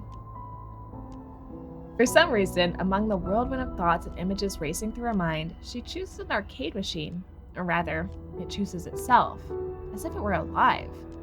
It appears in her mind's eye in all its beauty, that black, oily luster and 2 scarlet buttons. But she can't present it to Tony as is. It needs to be wrapped in something brighter, lighter, and more mysterious. Her baby brother sighs with excitement. It must be dangerous there. There are lots of monsters in games. It's an adventure. It wouldn't be an adventure without monsters. Ooh. Without warning, someone opens the door. The string falls limp. Eva drops the cup and gasps. Her mother enters the room, tired, disheveled, and soaked in the odor of solvent paints and coffee. Perhaps she's worked too long again and remembered that she missed dinner, only after her dizziness and lower back pain reared up. She always complains about that to Eva's father. Didn't hear you come home. Why are you up so late? Once again, I don't know who this actress is. Where did they get all this whole cast from? I wonder if that's also... Because I think the only 2 major female characters are Eva and Ashley, and I didn't voice any of the other people, so I wonder if this is all the same voice actor who did Ashley.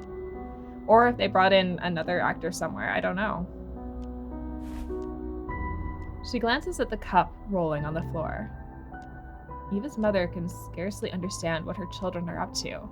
What's all the late night storytelling for? Why can't Tony just go to bed and fall asleep? She's shocked every time one of them outgrows last year's clothes. Even now, surprise lights up her reddened eyes. Chatting with Tony again?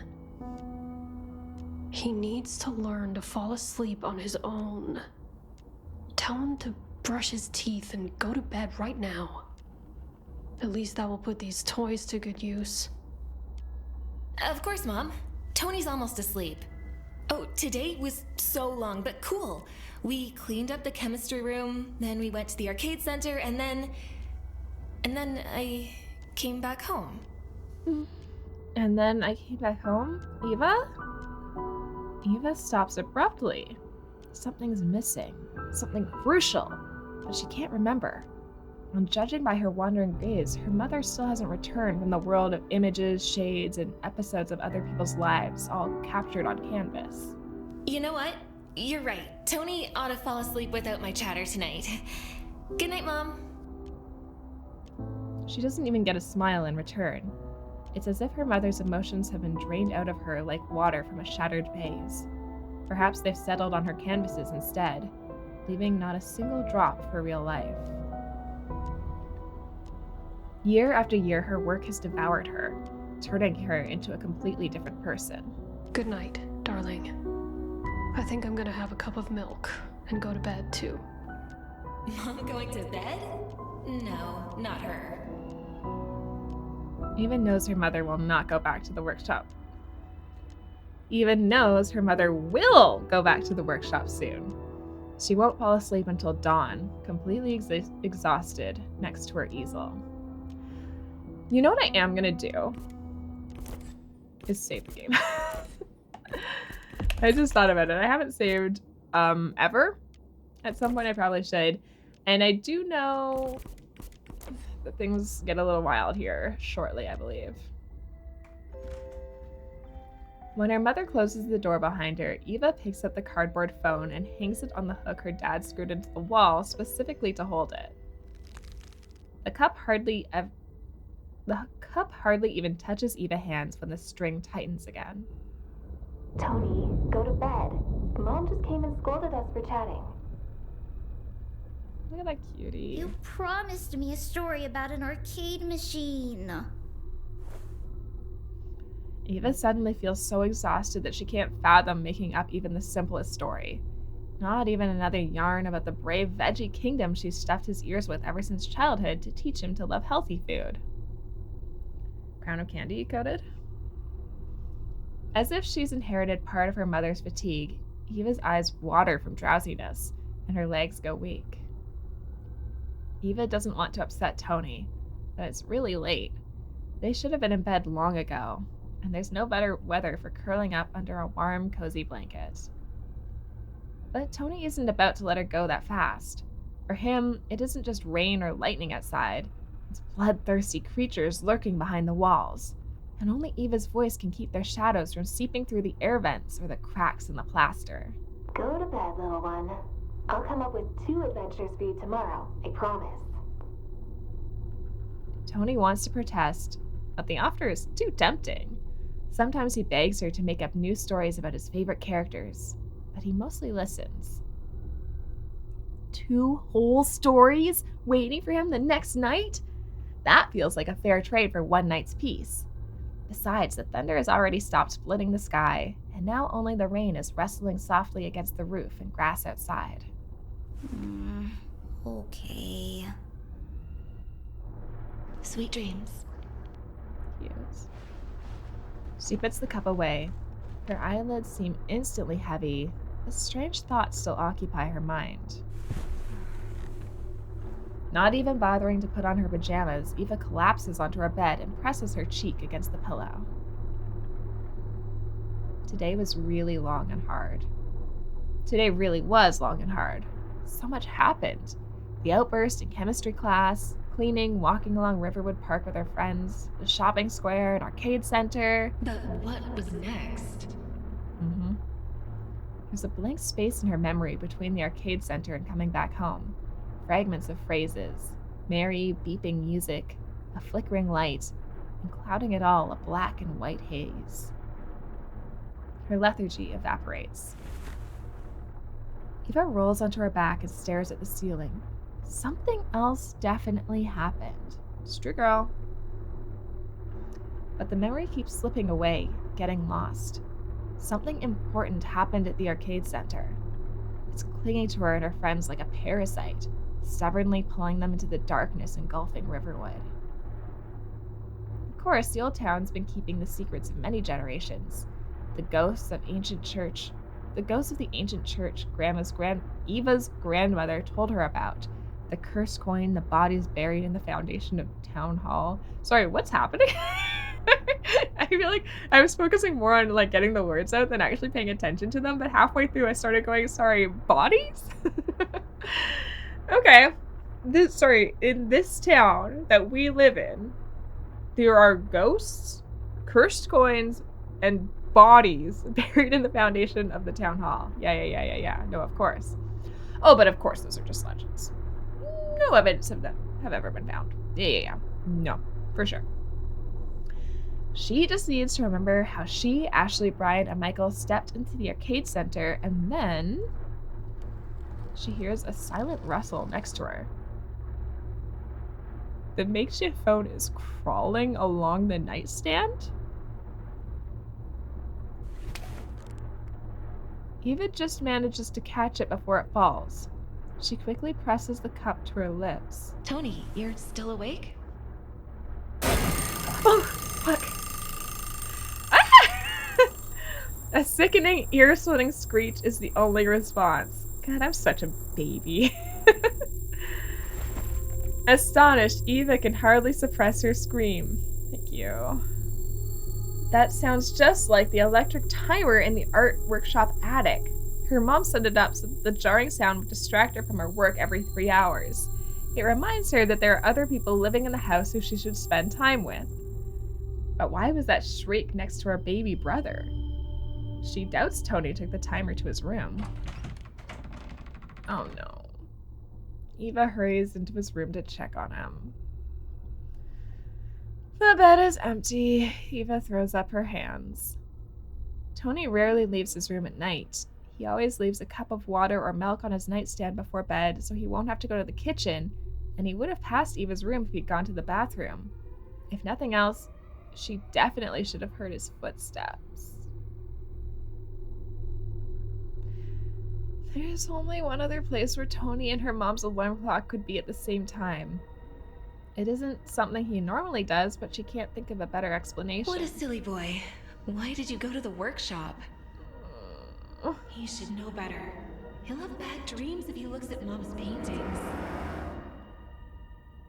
They could influence even an adult's mind so terribly that there was always a nurse on standby at her exhibitions, ready to tend the most impressionable visitors. Sorry, she brings a nurse to her art exhibitions?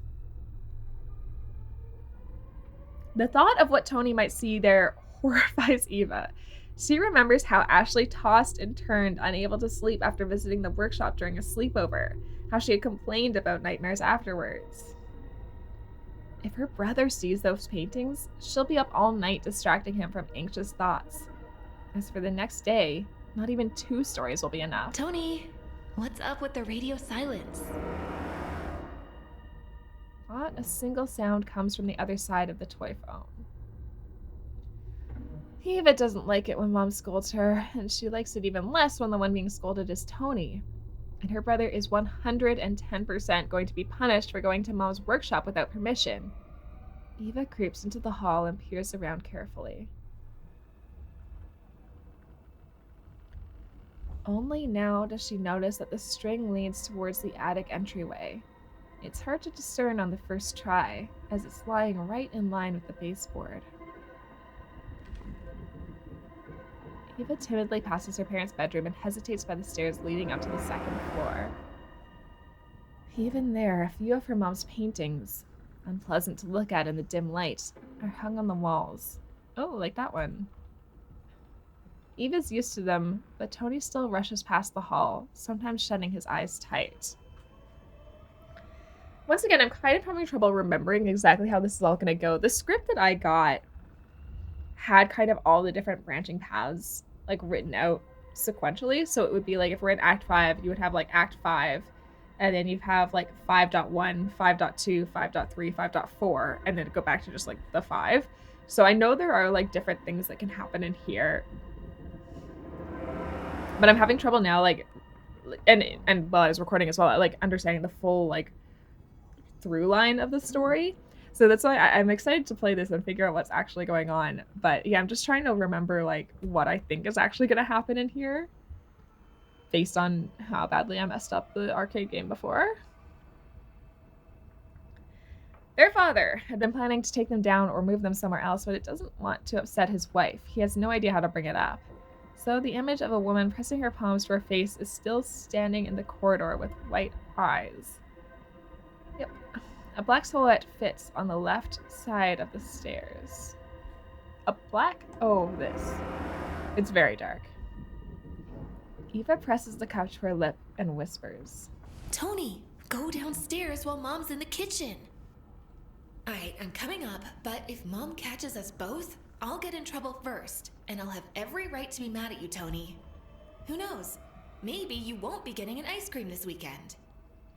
Why do I remember recording that line so many times as well? I feel like I struggled with that line somehow. That one really sticks out in my mind. She smiles and walks upstairs. It's really hard to stay angry at her little brother. For no real reason, I am just gonna save it again here, you know? We're just saving. No reason. All over the stairs are slinkies of all colors. Tony is always playing with them on the stairs, racing them and setting them up like they're contestants. Rabbit Mo, a stitched-up teddy bear named Pig, and a shapeless stuffed owl Eva bought at an autumn fair. Whichever slinky wins spends the night in Tony's bed as a reward. That's so cute. But Tony usually carefully cleans up after himself every night and puts the slinkies back into their signed boxes. The mess he's left tonight is completely inexplicable.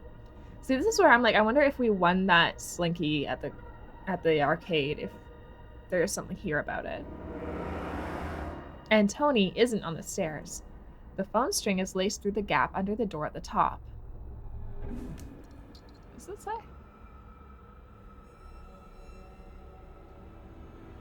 Keep out somehow. The something keep out. Eva switches the light on. These are scary. Hold on, these paintings are super spooky. Eva switches the light on. A twisted light fixture flashes on, illuminating the workshop door and the sign hung on it. Inscription: keep out, nosy. The words are written with an extremely beautiful script, her mother's handwriting. A funny sketch of a 3-headed dog guards the door. Cute. Cerberus. Eva painted that hellhound 2 years ago when she was into Greek mythology. Yeah. Her mother was delighted that her daughter liked painting too, but it was Eva's last drawing. Okay. Okay. The door opens with ease, letting Eva into a short, narrow hallway. Why did that... What? Oh, we opened the door. We just opened the door. Okay. Mother was usually scolding kids for coming in without permission. Eva had a rare chance to see new and failed works. But it isn't the kind of rule Eva's tempted to break. The older she gets, the less she cares about her mom's painting. It isn't the framed nightmares she wants to see, but the person who creates them. It's, this family's a little messed up, huh? The paintings make a lasting impression on everyone. Some are enchanting, others are frightening. Mom mostly paints people, or to be more precise, their emotions. Eva prefers paintings of fairies, magic, and fantasies, or ordinary photographs. At least that kind of art doesn't make Eva wonder why an orphan who'd just been taken in by a family is crying amid their adoptive parents' shared joy, or why the wife of an unlucky worker is sad when he wins a considerable sum in the lottery. Taking a breath, Eva heads deeper into the workshop. The darkness thickens. It feels dense and sticky like sweet jelly. With every moment that passes, it feels more distinct on the skin, tangling in her hair and straining her blouse in patches. The light switch is right next to a painting depicting hunger. Okay. As she reaches for the switch, Eva thinks about touching the cold, hollow skin of the dying girl in the picture. This one? Lovely. Meanwhile, a self-portrait of her mother, who looks more like a shriveled-up corpse than herself, rears back as if she's about to sink her loose teeth into Eva's fingers. I don't wanna. Why is that a choice? I don't want to do it. Turn on the light.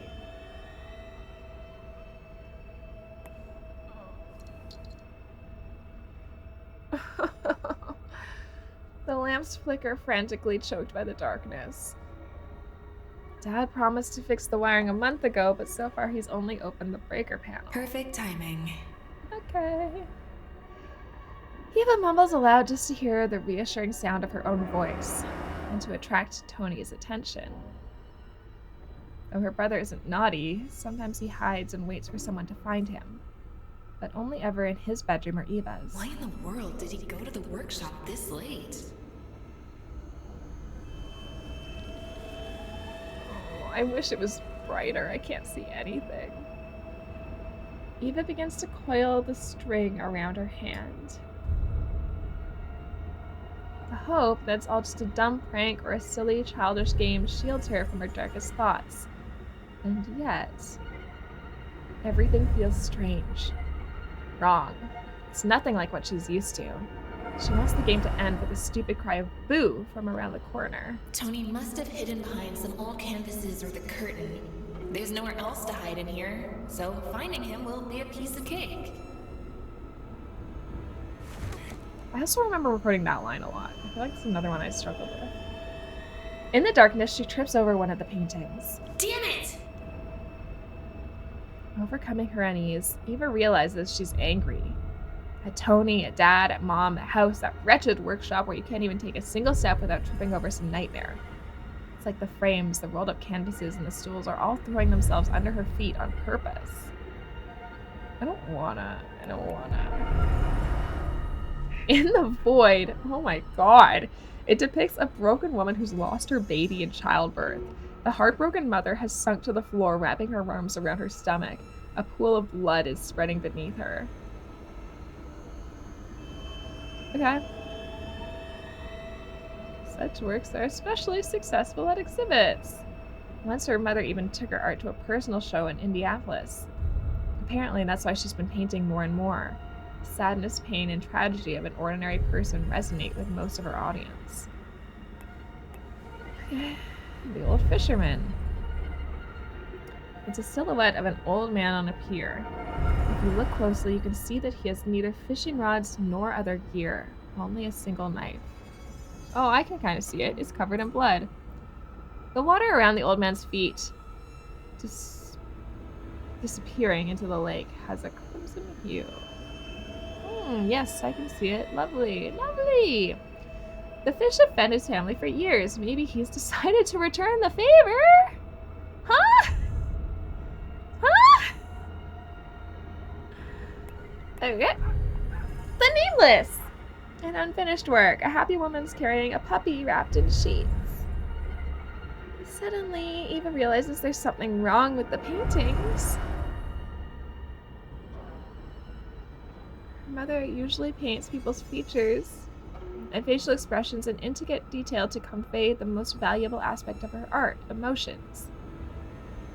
But now, the paintings are a mess of paint instead of faces, as if they've been ruined by someone smearing them with wet paints. I see it. Tony, you better come out! This isn't funny. Both of us are gonna be punished if Mom... The string coiled up around Eva's hand tightens. No. That's better. Now to see where it leads. You don't have to. Eva slowly paces through the workshop, feeling the pervasive blackness on her skin.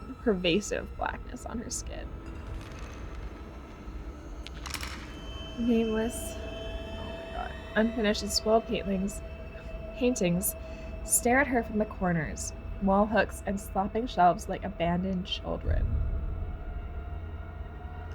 Somehow, the disfigured faces are visible even in the gloom, as if Mom's added phosphorus to the paint. Cute. Seeing all those flickering silhouettes creeps Eva out. Oh really? Oh really? Does it creep you out?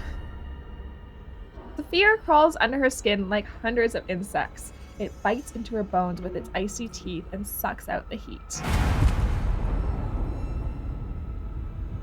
For a split second, a flash of lightning illuminates the room. Eva falls to the floor in shock.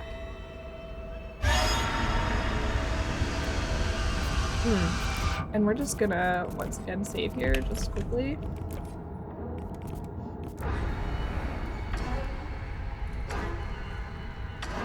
What she sees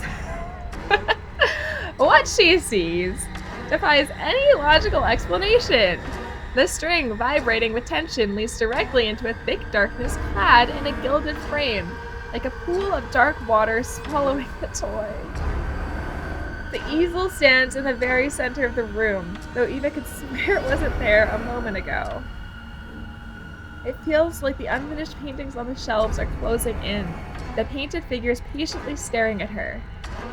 The string twitches and squirms in her grip, becoming harder to hold with every second. Eva struggles to breathe.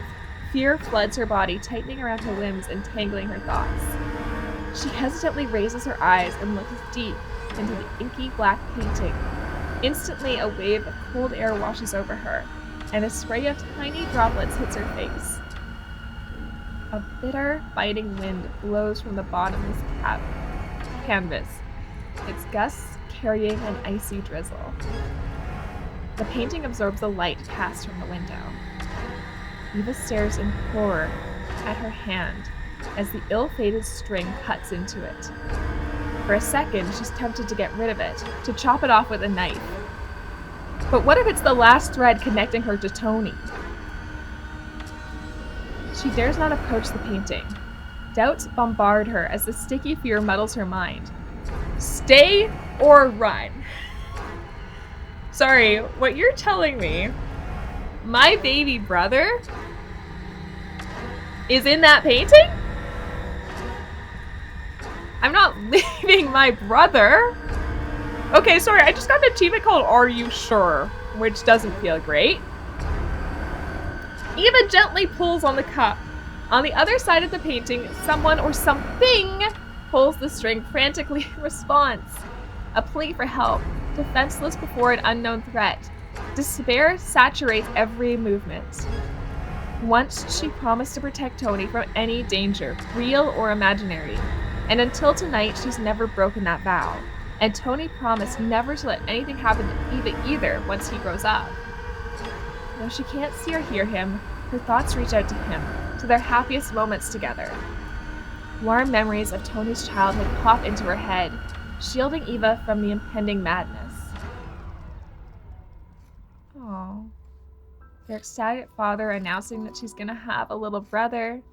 Eva thoroughly prepares for his appearance, arranging bouquets of wildflowers and cutting out cardboard stars and rabbits.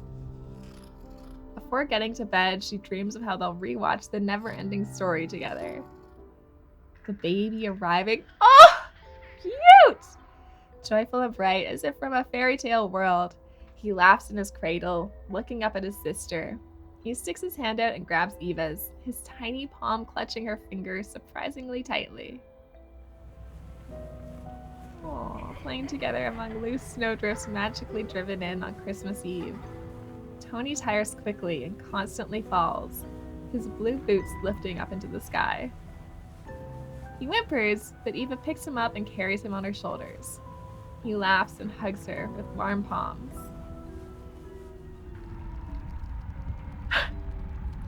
And now, amid the nightmare that's descended into their home, Eva silently begs Tony to grasp the string as tightly as he used to squeeze her finger and never let go. In return, she swears she'll give him 100 slinkies of every color of the rainbow, mountains of lollipops, clouds of cotton candy which Mom forbids him from eating. Anything to keep Tony's fingers tight. Groaning, Eva yanks on the string. The painting replies with another gust of wind and splatters of drizzle that cover the workshop floors with dirty marks, as if it's not water but paint. The droplets fly in all directions, staining the neighboring paintings and sketches. When a few splashes hit the canvas, the paintings come to life and begin to change.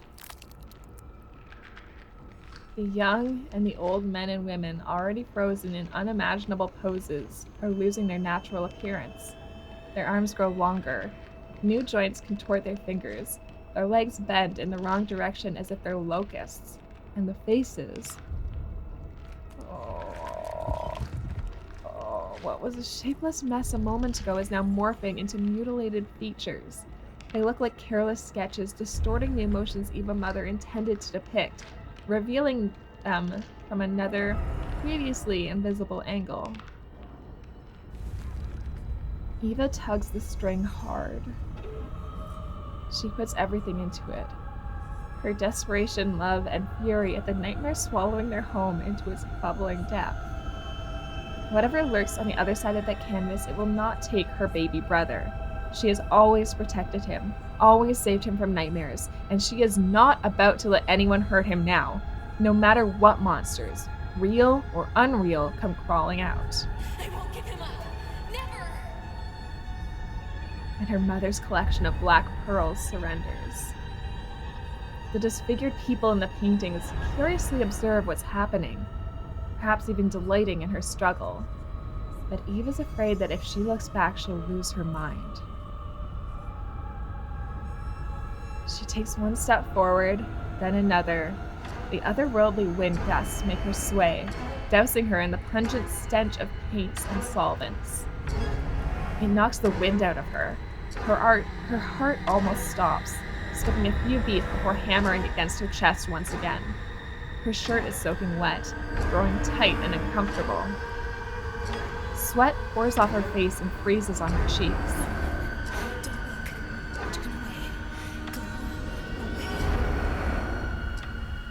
But Eva doesn't listen to her inner voice. Slowly, as if stuck in resin, she wades through the congealed air towards the painting in the gilded frame. The string of her fingers turns sticky and vicious, soaked in a glossy liquid.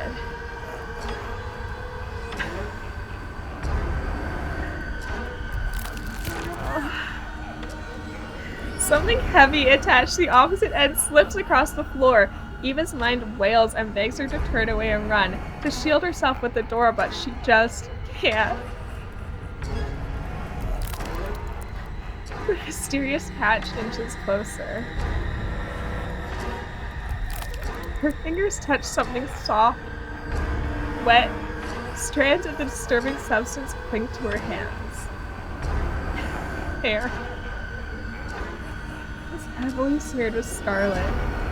A puddle of stunning, rich red begins to spread across the floor. It's almost flaming in the dark.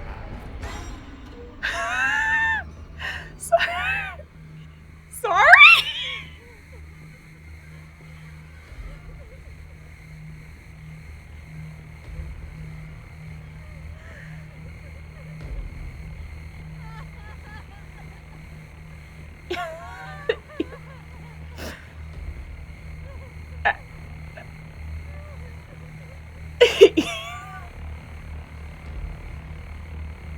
I don't even know what to do with this.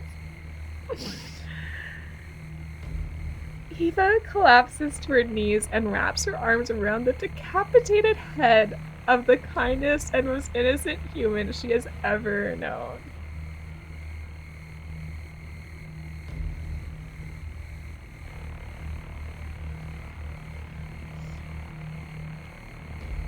The toy phone string hangs down, hooked onto the crevices of the vertebrae.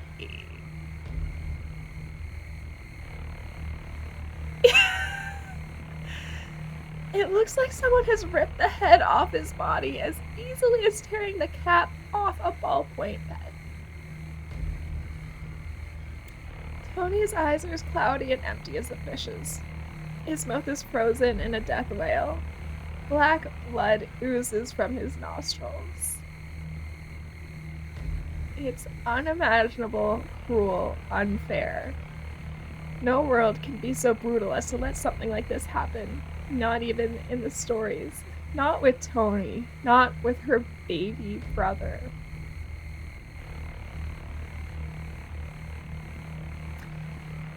Yeah, we all remember earlier when I was talking about how Eva, how I really resonate with her. Because I have a little brother, and my D&D character has a little brother, and this, like, big sister protecting little brother vibe is something that I feel very strongly.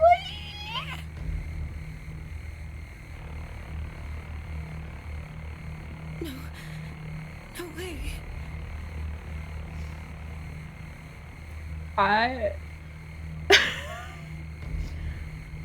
Recording this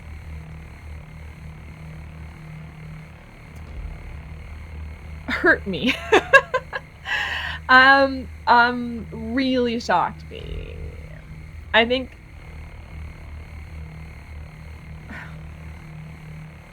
she sways, feeling neither the cold nor the droplets drizzling out from the painting in the gilded frame.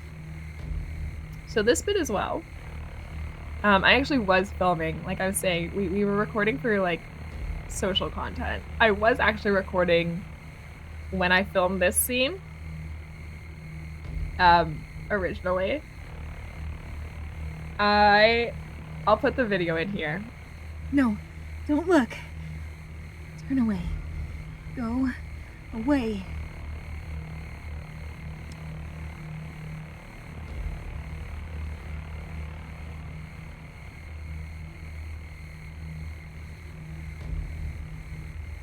Sorry?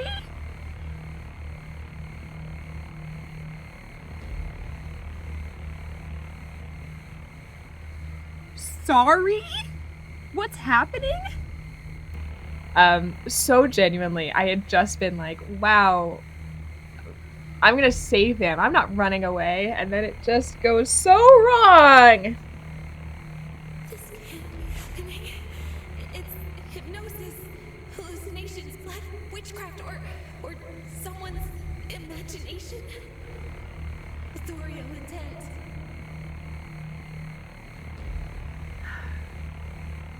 Eva suddenly realizes that a painting of her sitting in the middle of the studio and cradling Tony's head would look great in her mother's new collection. Tragedy and pain, fear and tears. People would be glad to buy it, showering the artist with praise. They would rapturously stare at Eva's lips, contorted with grief, her eyes wet with tears, her gnarled fingers frozen on Tony's mutilated flesh.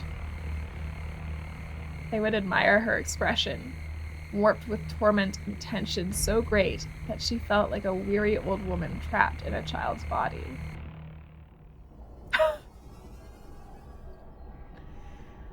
The horror that thought evokes is sobering. I can't just sit back and wait for another terrible thing to happen so that I won't be able to change or forget it. I have to get away, run, save myself and our parents.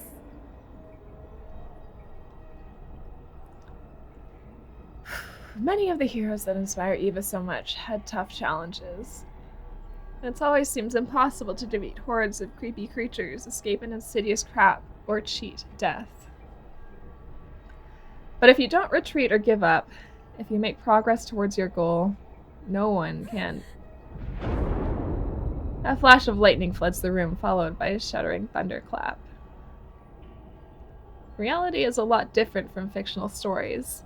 No matter how good or full of morals they are. And the fear is different too. It's impossible to hide from it by simply closing the book or turning the TV off. The paintings come to life. What? What? Oh, it's going so wrong. The characters liberate themselves from the capacity of canvases and captivity of canvases and frames. The paint transforms into skin and flesh. The subjects looked almost like people, all except their distorted proportions, some becoming even more deformed. Ah! They're all over the place. But the worst part is the unfinished paintings with inhabitants still capable of moving. They crawl out, jump like toads, hobble forward on stick-straight legs. They lack heads and limbs. The sketches turn into awful wounds, bloodless and dry. Barely moving, Eva takes one last look at her brother's head. It's real. I'm sorry, my little boy. I can't stay with you anymore. I'm so sorry.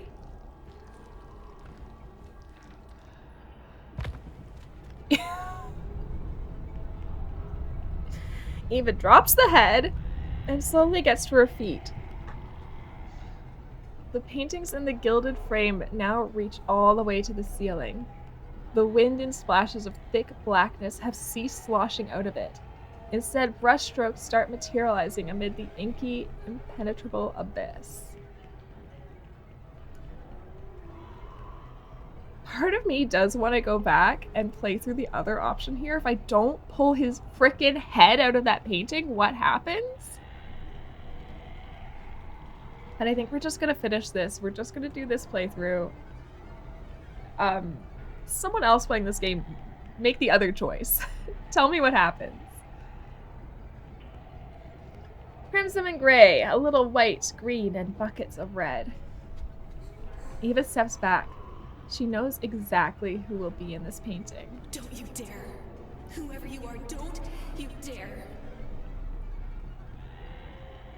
But the invisible artist is unstoppable. It releases its power. To them, Eva and her unlucky brother's lives are more worthless than oil paint. I will finish. Wipe the brush clean and forget all about the miserable siblings. Is this Tony?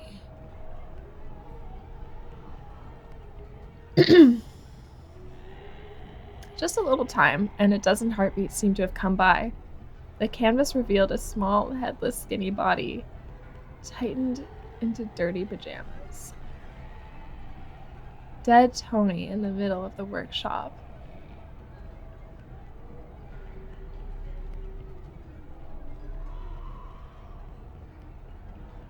This is horrifying.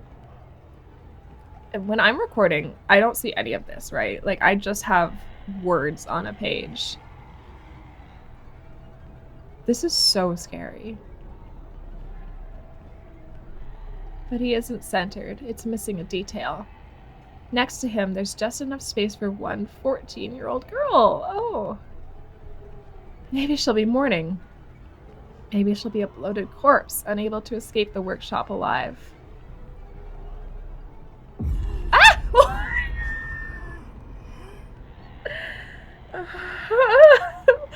The instant the last stroke dries, the disfigured bodies turn to Eva. She can't see their faces or eyes. Oh, I can see their faces and eyes. But she knows they're looking at her. Yeah, they are.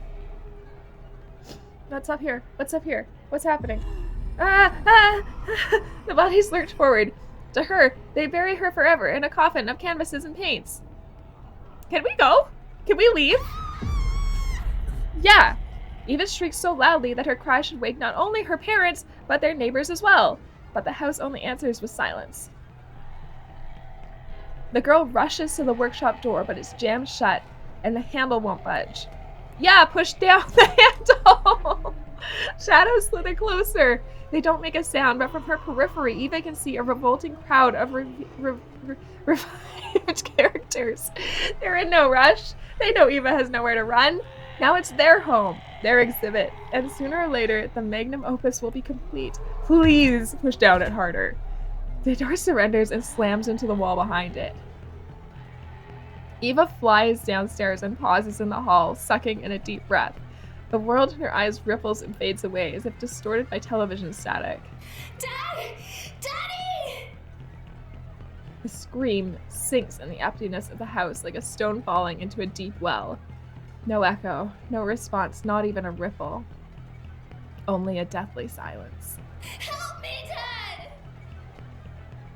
The walls devour every word. Dad's sleeping too deep. Otherwise, he'd definitely hear me. And Mom, she must have fallen asleep by the coffee pot. This just started moving, didn't it? Didn't that just start moving? Eva clenches her fist helplessly. There's no time. But nothing is awake enough to wake her parents. And the thought of being embraced by the very arms that painted all those horrors make her stomach churn. Eva suspects her mother is gifted with some kind of supernatural power, the kind that leads people to unknown paths, to where nightmares live, to where only prophets and ancient witches dare tread. An hour earlier, she would never have believed it, but after what she's witnessed in the workshop, seeking inspiration, her mother has found something forbidden and let it loose. Eva can't convince herself it was an accident. Mom must be in the kitchen. Otherwise, I would have already run into her here or in the workshop. I'll have to wake her up first, and then together we can... Oh my god. Something clatters on the stairs. Please. Sensing their prey escaping, the human-like beasts speed up. The first is crawling downstairs, leaning against the wall with hacked-off limbs. What is that? One glimpse of the monstrosity is enough to forget any exhaustion, panting, or headache. Eva rushes towards her parents' bedroom. In the dimness, she trips and all but smashes her nose. But the pain of falling is the least of her concerns. Just like she did after watching horror movies or creepy cartoons as a child, she rushes through the dark hall into her parents' room. Nowhere in the world was safer than their bed. Laughing, her father would build a cozy pillow fort where she could hide from any ghosts or critters. Dad was always there for them, helping as much as she could until work swallowed him whole. Eva and Ashley wanted a treehouse? Dad never asked why. He just needed to know what they wanted it to look like and where to bring the boards. The kids wanted to go on a trip to the farm by the lake. He helped them pack, brought them snacks, and reminded them to stay away from the water. He even gave Brian a homemade baseball bat and a knowing wink. Dad's never lied to her or let her down. She's always been able to count on him. Dad's here somewhere. He's strong. He'll protect me. He'll fight them off. Yeah, let's go get a dad. How doesn't matter. She just wants to snuggle up to someone close, warm, and alive. Someone without that otherworldly stench. He must be somewhere here. Even if Mom's still sitting in the kitchen, he's definitely catching Z's now because he gets up for work at 5 a.m. Dad? Where are you? Eva grabs the bed and pulls herself up. But in her haste, she's forgotten that the workshop is not the only place her mother hangs her paintings. The bedroom is decorated with luxurious canvases some Central European weirdo once ordered and then even partially paid for. As a kid, when Eva was still slightly interested in art, she used to love sitting in her dad's armchair and gazing at that painting. In it, an aristocratic family competing in the sophistication of their wigs and the brightness of their makeup are gathered around a long table, ready to eat. Well, they're supposed to anyway, but Mom viewed their feast a little differently. The men and women sit gloomily at an empty table. A huge plate lies before them, devoid of anything but a handful of wheat, spattered with blood. The big picture window in the background reveals a view of scorched fields, the blackened remains of burnt houses, and the peasants' broken mills. Eva didn't really know what the client was looking for, but he had certainly been unhappy with the way her mother had depicted his family. That's why the picture has even more insulting details now, like a servant wielding a log to fight off a pair of fat rats. Compared to her mother's other works, Eva likes this one. But today, dangling out of the canvas are her father's legs, floundering in a pathetic attempt to escape captivity. Don't pull! We know what happens! Lunging forward, Eva grabs her father's shins, but that split second of hesitation is just enough for the painting to completely swallow the strong man. Ah! The painting turns hazy, then mutates. Now the aristocrats' faces shine with delight.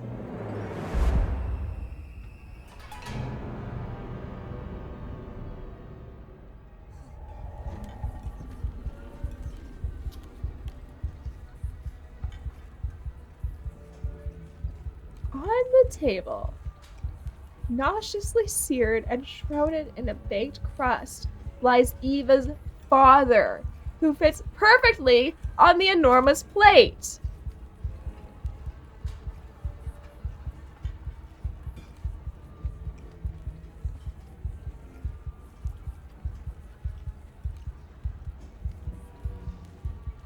The head of the family is sharpened a knife, and the guests leer at their cannibalistic feast, clutching exquisite forks with plump fingers. Even the rats wait under the table, hoping to grab a scrap or two. Hey guys, I don't remember this happening. I don't remember this from the script. Okay. The air is awash with the sickening odor of paint, solvent, barbecue. Eva grimaces in terror. She wants to howl, groan, call for help, but she can only spit out unintelligible sounds, like a sheep trying to bleat after its throat is slashed open. Everything precious to her has disappeared into a damn nightmare. Her brothers laughed. Weekend walks with mom and dad. The comfortable home her parents devoted years to creating. The paintings have taken all of that away. But what's happened to them? What bloody backwoods has her mother's talent led her to? After all, she painted them. She put a piece of her soul in each of them, as she liked telling her audience at exhibitions. What kind of soul does she really have? What a good question. The very idea hurts. Worse yet, Eva doesn't even want to see her mother anymore. She can't bring herself to run to the kitchen and tell her what's happened. It makes no sense. Her mother made her choice, and that choice killed Dad and Tony. And if Eva doesn't escape and tell someone, she'll be next. She has to. Even if people think she's crazy, she doesn't care. If Mom wants to live in a world of madness and cruelty, there's no saving her. You chose the company of your paintings. You love them harder than your own kids. So stay with them. Forever. To the front door, now! The keys are always hanging on a decorative key holder that her father made at work. It's an exact replica of their house, made with love and attention to every detail. But now the keys are nowhere to be found. They were not on the dressing room shelves, the phone table, or under the rug. Desperate, Eva kicks the damn door, the last barrier between life and death. The door feels like a solid brick wall. Dad put so much time and effort into making it strong and sturdy to protect his family from anything outside. He couldn't have imagined that the real danger would come from within.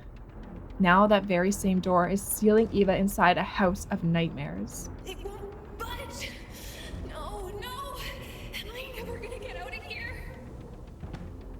She looks around, helplessly searching for another escape route. Suddenly, her gaze lands on the most useless thing in their house. The dog door. Eva has always dreamed of having as many pets as possible, but since her parents' death and all the tears she shed for him, her parents have been afraid to bring new pets home. But last year, after Eva ranked among the top 5 students in her class, instead of giving her a gift, her father cut out this pet door. A hint that soon... I can squeeze through. Tony always gets in and out easily when he's pretending to be a dog. If he can do it, I can too. I mean, he's like 6, but yeah. What?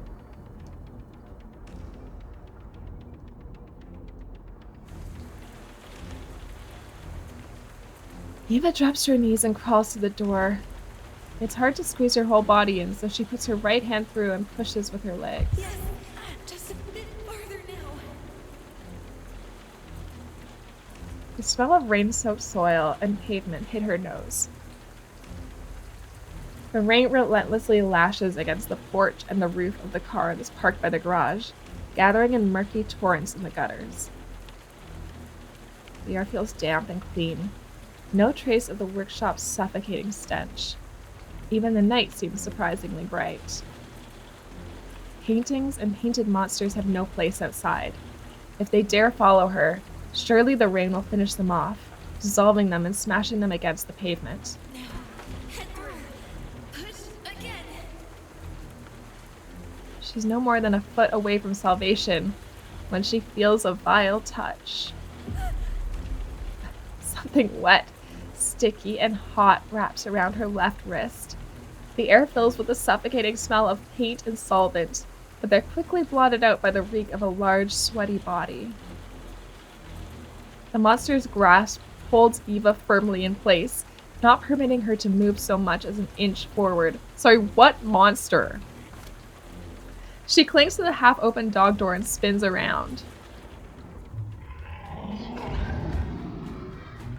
In the brightness of a streetlight, she faces a formless darkness. Before her eyes, the darkness splinters into pieces. She'd rather go blind than see this nightmare come to life. The hallway resembles a black hole, swallowed by a massive larva. Inside, something heavy wheezes and trudges closer, until finally, Eva discerns the horrifying figure. Oh, Lord. A gelatinous, fat body trembles in the darkness. It's hard to guess what that creature used to be. Now it's hideously swollen, the chef's apron covering its stomach, which is all but bursting. Gnarled arms sprout from the pallid flesh on its back. Ah! Like a toad, the bottomless mouth spills out a long tongue, which coils around Eva's wrist. Letting out a strangled sob, Eva tries to free her hand. But the tongue won't let go. It bites into her skin, sucking on it with a horrible gnawing sound. The fat monster shudders and drools lustfully. Get your hands off me, fiend! Eva yanks her hand again. For a moment, it seems like the monster's grip has loosened. Her muscles ache from the strain, and her fingers hurt, but she keeps fighting. Okay. Attention, get ready. Okay. Oh, Lord. Oh, Lord. Okay. Okay, we got some quick time events. I'm famously so good at these. Clicker. Okay, I got another achievement. You pressed all the keys buttons properly during the QTE. Woo! The creature's tongue slips away, and with a wet clack, it's sucked back into its maw. Nice. A small victory gives Eva a burst of strength and agility. She dives back through the pet door, writhing like a snake.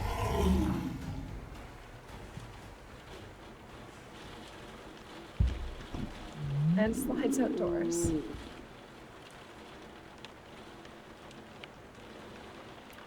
The beast's tongue flies out of its mouth again, but this time it hits the door.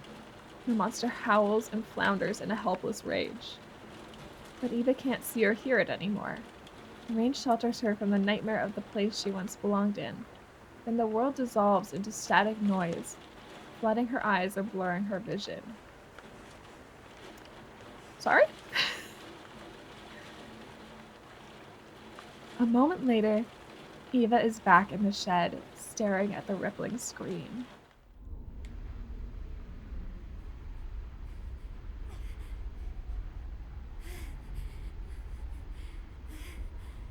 It was all a dream. Wait, what? Yeah, I bet your hands are shaking. But she sells the bruise. She sells her bruise. She sells a bruise. Okay, wait, I got another achievement. It's called A Colorful Beginning. Oh my god, it's a colorful... You saved Eva, is what that said. Okay, hold on. Here's the English voice cast. That's me! Oh, there's a ton of people in here. There's way more than the 4 that I was thinking it was. Okay, I'm gonna have to go back and take a look at who else is in that cast. Wow. Sorry, a lot happened right at the end there. Okay, so that was a dream, not dream. I hope my brother isn't dead. I really thought about going back and redoing it because, well, look, I mean, I knew that pulling on that string was gonna kill him, but I felt like we needed to see that together because it genuinely really shocked me when I read it in the script. So I just wanted to see it play out in real life. Again, there is so much more I recorded for that 5th act specifically that we didn't see. So there's definitely different choices that could have been made to lead to different things in there because, yeah, there was a lot of conversations that we didn't see in this playthrough. Really cool. That was a really good game. Again, the art style, so incredible. I love the voice cast. The spooks were spooking, you know? Those were scary. And I'm excited to see, I guess, what else comes of this. Like I said, this is chapter 1. I don't know how many chapters are planned. But I hope that they continue working on this. Because I would love to. I need to know if Tony is truly dead. Because if he is, I'm going to have to go back and redo that whole act. I mean, I don't think you save him really in the other option either, to be honest. But I don't believe you hold his severed head if you just run away from that painting. Yikes. Okay. Well, if you enjoyed hanging out with me today, I would really appreciate a subscribe and a like. This is not necessarily my normal content, but if we like it, I can keep playing horror games. I'm into it. And if you're interested in working with me for any voice acting related stuff, I have added some links down in the description below. In any case, I really appreciate you guys spending the time with me today, and I hope to see you again soon. Bye-bye!